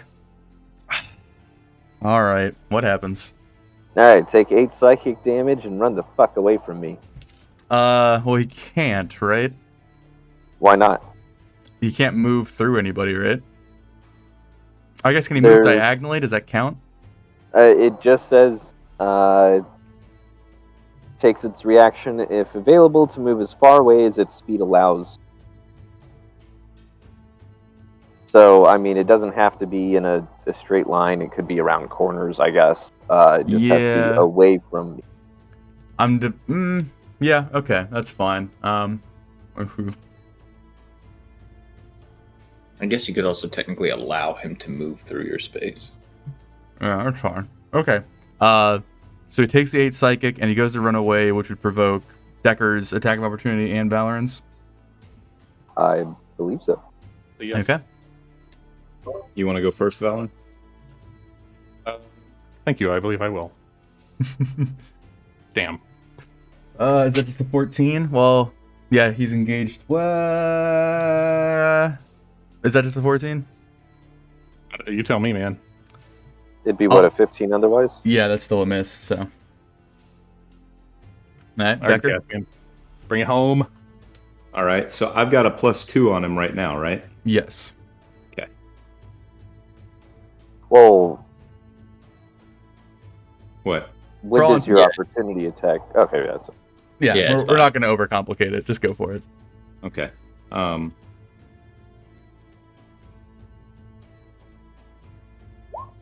Yeah, That is a hit. Hits either way. And this is not booming blade, right? It's just gonna be. Mm-hmm. Yeah. Okay. So let me.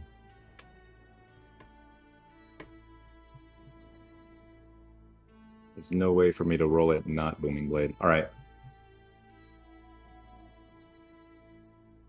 I mean, just you can just. All right. Did that not go through? It takes a second. There we go. Okay, so All that right. is 21 points. what's the extra 2 from? Oh, from piercing. Sure. Gotcha. Okay. Jesus fucking Christ! You animals! Why do you do this? Okay. So that was where? I think it was like here. Okay. Yeet. All right. So Jerak, as you use the pain stemming from your arm, you bear down into the now surrounded Kododo. His mind, his wisdom and willpower fading slightly as he is surrounded and injured. And as you are able to reach into his mind, your words strike true this time as a bit of terror begins to overcome him. And partially out of his own willpower and also being driven by your words, he begins to shove through everybody, trying to make his way down the hall. As Valorant Strike, I've lost my voice. As Valorant Strike misses, and then Decker delivers a rather devastating blow as he begins to shift by him, jamming his rapier into his gut and causing another sizable bleed to form as he pounds past you guys and back towards his throne. Got anything else for me, sir? No, I'll move just one over to be as far away from everything as I possibly can be. Okay. We got Kobold Boys, so you're getting 3 attacks there, Thor. What's your HP at? Can I know? No, you can't actually. Critical hit. Come on, kobolds. We're gonna down Thor. We're gonna do it. The small beats the large. It's Jeremiah versus Goliath. I don't know what the actual thing is. It's something. David. What? Thank you, David Nice versus. Yeah, Sure. you know. I'm holding a lot of things in my noggin right now. That is a 4 damage to you, sir. And That's 4 damage critical? to you, sir. Yeah. Don't shame me. So that'd be 8 damage total for you. And then we are to you, Thor. I'll take that damage, I guess. So, as my action, I would like to use the dodge action. Okay. So I would that's a like first to. for you. Yeah, because this is the first time I have to hold the door. I would like to just kind of ready my sword in front of me, and just kind of focus, through the rage. What? I've been forgetting to give the kobolds pack tactics this whole time. Sucks to suck. Yep. And then, can I try to intimidate something on the same turn? I'll let you roll for it. Okay. I mean, I would like to try to intimidate the ogre. Okay.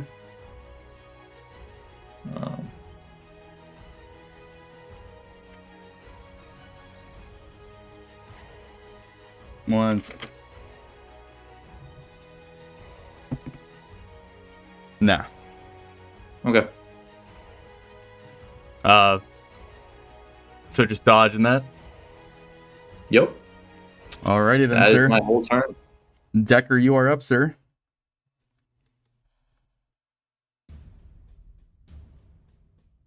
You're also muted, sir. Is Kododo bloodied yet? Yes, right? he has the thing on it. Yeah. Yeah, okay. So I'm going to move here. And I'm going to hopefully attack him very hard. We'll see.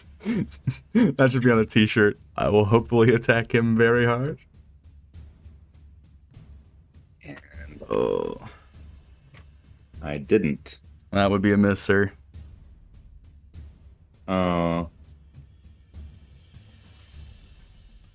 Then I will move here Mm-hmm. and brace. Alrighty. Is that all you got for me, sir? That's all I got. Okay. Hobgoblins and... Yeah, brace. Yeah, that's it. Yep. Okay. There's no hobgoblins or gnolls that are moving this turn because they're just in the queue, waiting in line for the new PS5. Then we got Kododo. There's...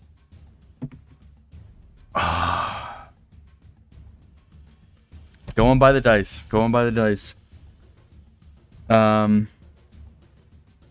Oh, you're braced, right? Yes. Okay. Go ahead and give me that attack then, sir. I will hopefully hit him very hard. James is giving you inspiration. I hit him very hard. Okay. Give me some damage there, sir. So you're not adding sneak attack to this one, right? Yeah. Or no. Yeah, I do. Because,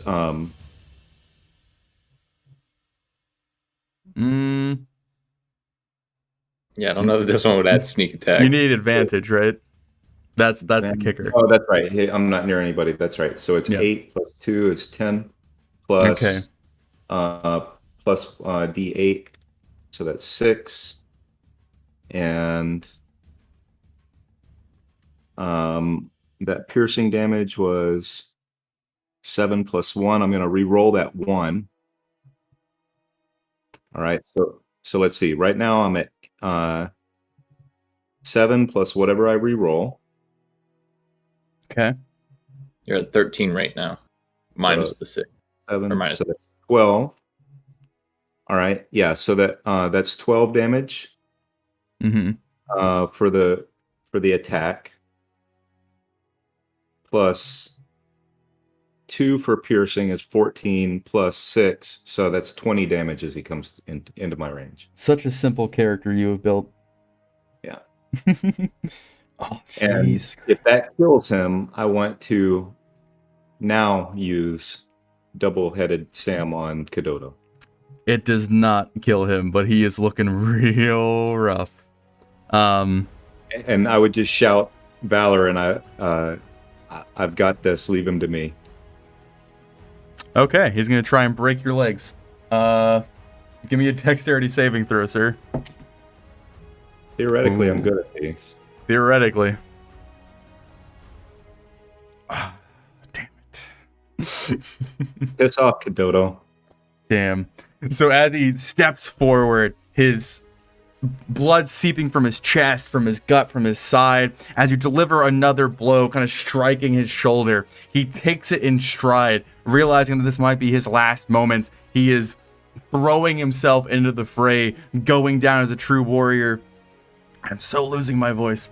And he reaches back with his leg, curling it into himself again, prepared to drive home. And as it shoots out, you almost just gracefully glide to the side as the leg shoots by you. And you almost like shove it daintily out of the way as you square back up with him. And he lets out this low growl of frustration.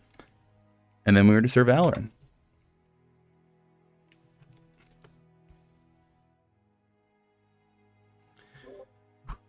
So, using all my move action to get here, charging down the hallway to I told you I got this. charging down the hallway to Nobody listens to me. just to back up Caspian, because I can't do it from the far end of the hallway. But respecting my new friend's wishes, I just get in Kotatar's space and then use my action, holding my glaive in my right hand, the left with the charm of my order, just touching it to my chest and golden light just sort of washing over my torso as I lay hands on myself and bring myself back to full HP. And that's my turn. Alrighty. We're up to Ogre Boy. Thor. You have disadvantage on all your attacks against me, and you have to roll a 17. Okay. Ah. First attack will hit. Oh, that one didn't land. Second attack will miss. I gave you the benefit of the doubt there. Okay.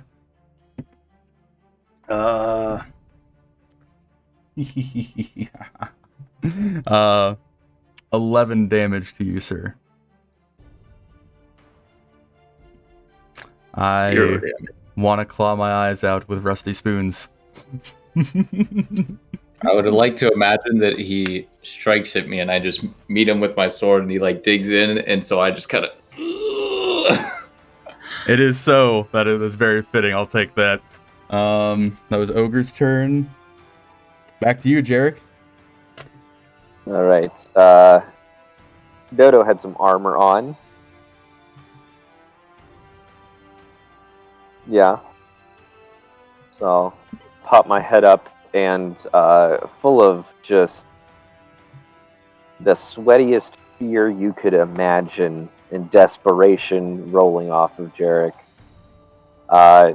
Just kind of slap the strings of his lute, calling forth his dwindling bardic magic, and cast heat metal. So, what is his options here? Okay, so if he can drop it, which I that real quick, if he can drop it, I believe he needs to make a con saving throw, but I don't think you can drop your armor as much.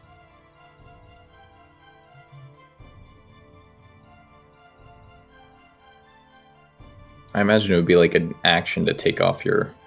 The ogre's feat of strength aside, it would actually take either 1 or 5 minutes to remove your armor.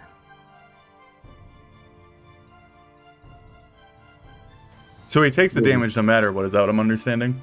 Yes, and then as far as like if it's a weapon, or wearing, but I don't think you'd drop armor. But yeah, it takes the damage no matter what. The con save is just to see if they let go. So as the spiteful, injured, desperate Jerak comes stumbling from his position and begins haphazardly beating at his lute, how do you want to do this, sir? Just... I'm sorry, Decker.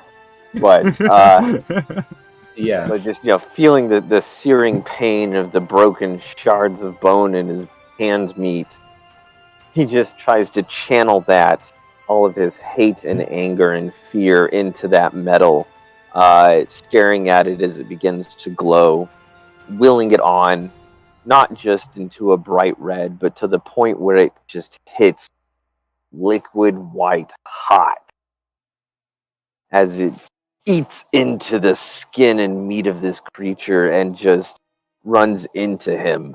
Not necessarily just falling off, but almost burrowing into him as the metal into his insides. And makes a nice little barbecue out of him. So, Decker and Valorant, as you are squared off with the chieftain on his last legs, the majority of his body covered in his own blood, the harsh smirk and grin and confidence he wielded earlier fading as he's glancing around, realizing his last moments are upon him, desperately trying to go out with any sort of semblance of honor or valor, or at least just the warrior code. He is lashing out at any chance he gets, but eventually his actions begin to slow, and his gaze begins to shift down as the various bits of armor on his chest begin to glow hotter and hotter, and he feels it begin to burn against his skin, sinking into his flesh. Oh my god, my voice is so messed up. And as he like falls down to his knees and his hand comes up and he's already attempting to pull the armor off, but it's too late as some of the more like smaller pieces that could heat up quicker begin to burn through his actual flesh, sinking into his form. And because I love you all and I'm not going to talk at all tomorrow in the morning, you begin to hear Ah! Ah! And he begins rolling down on the floor, rolling back and forth. Ah!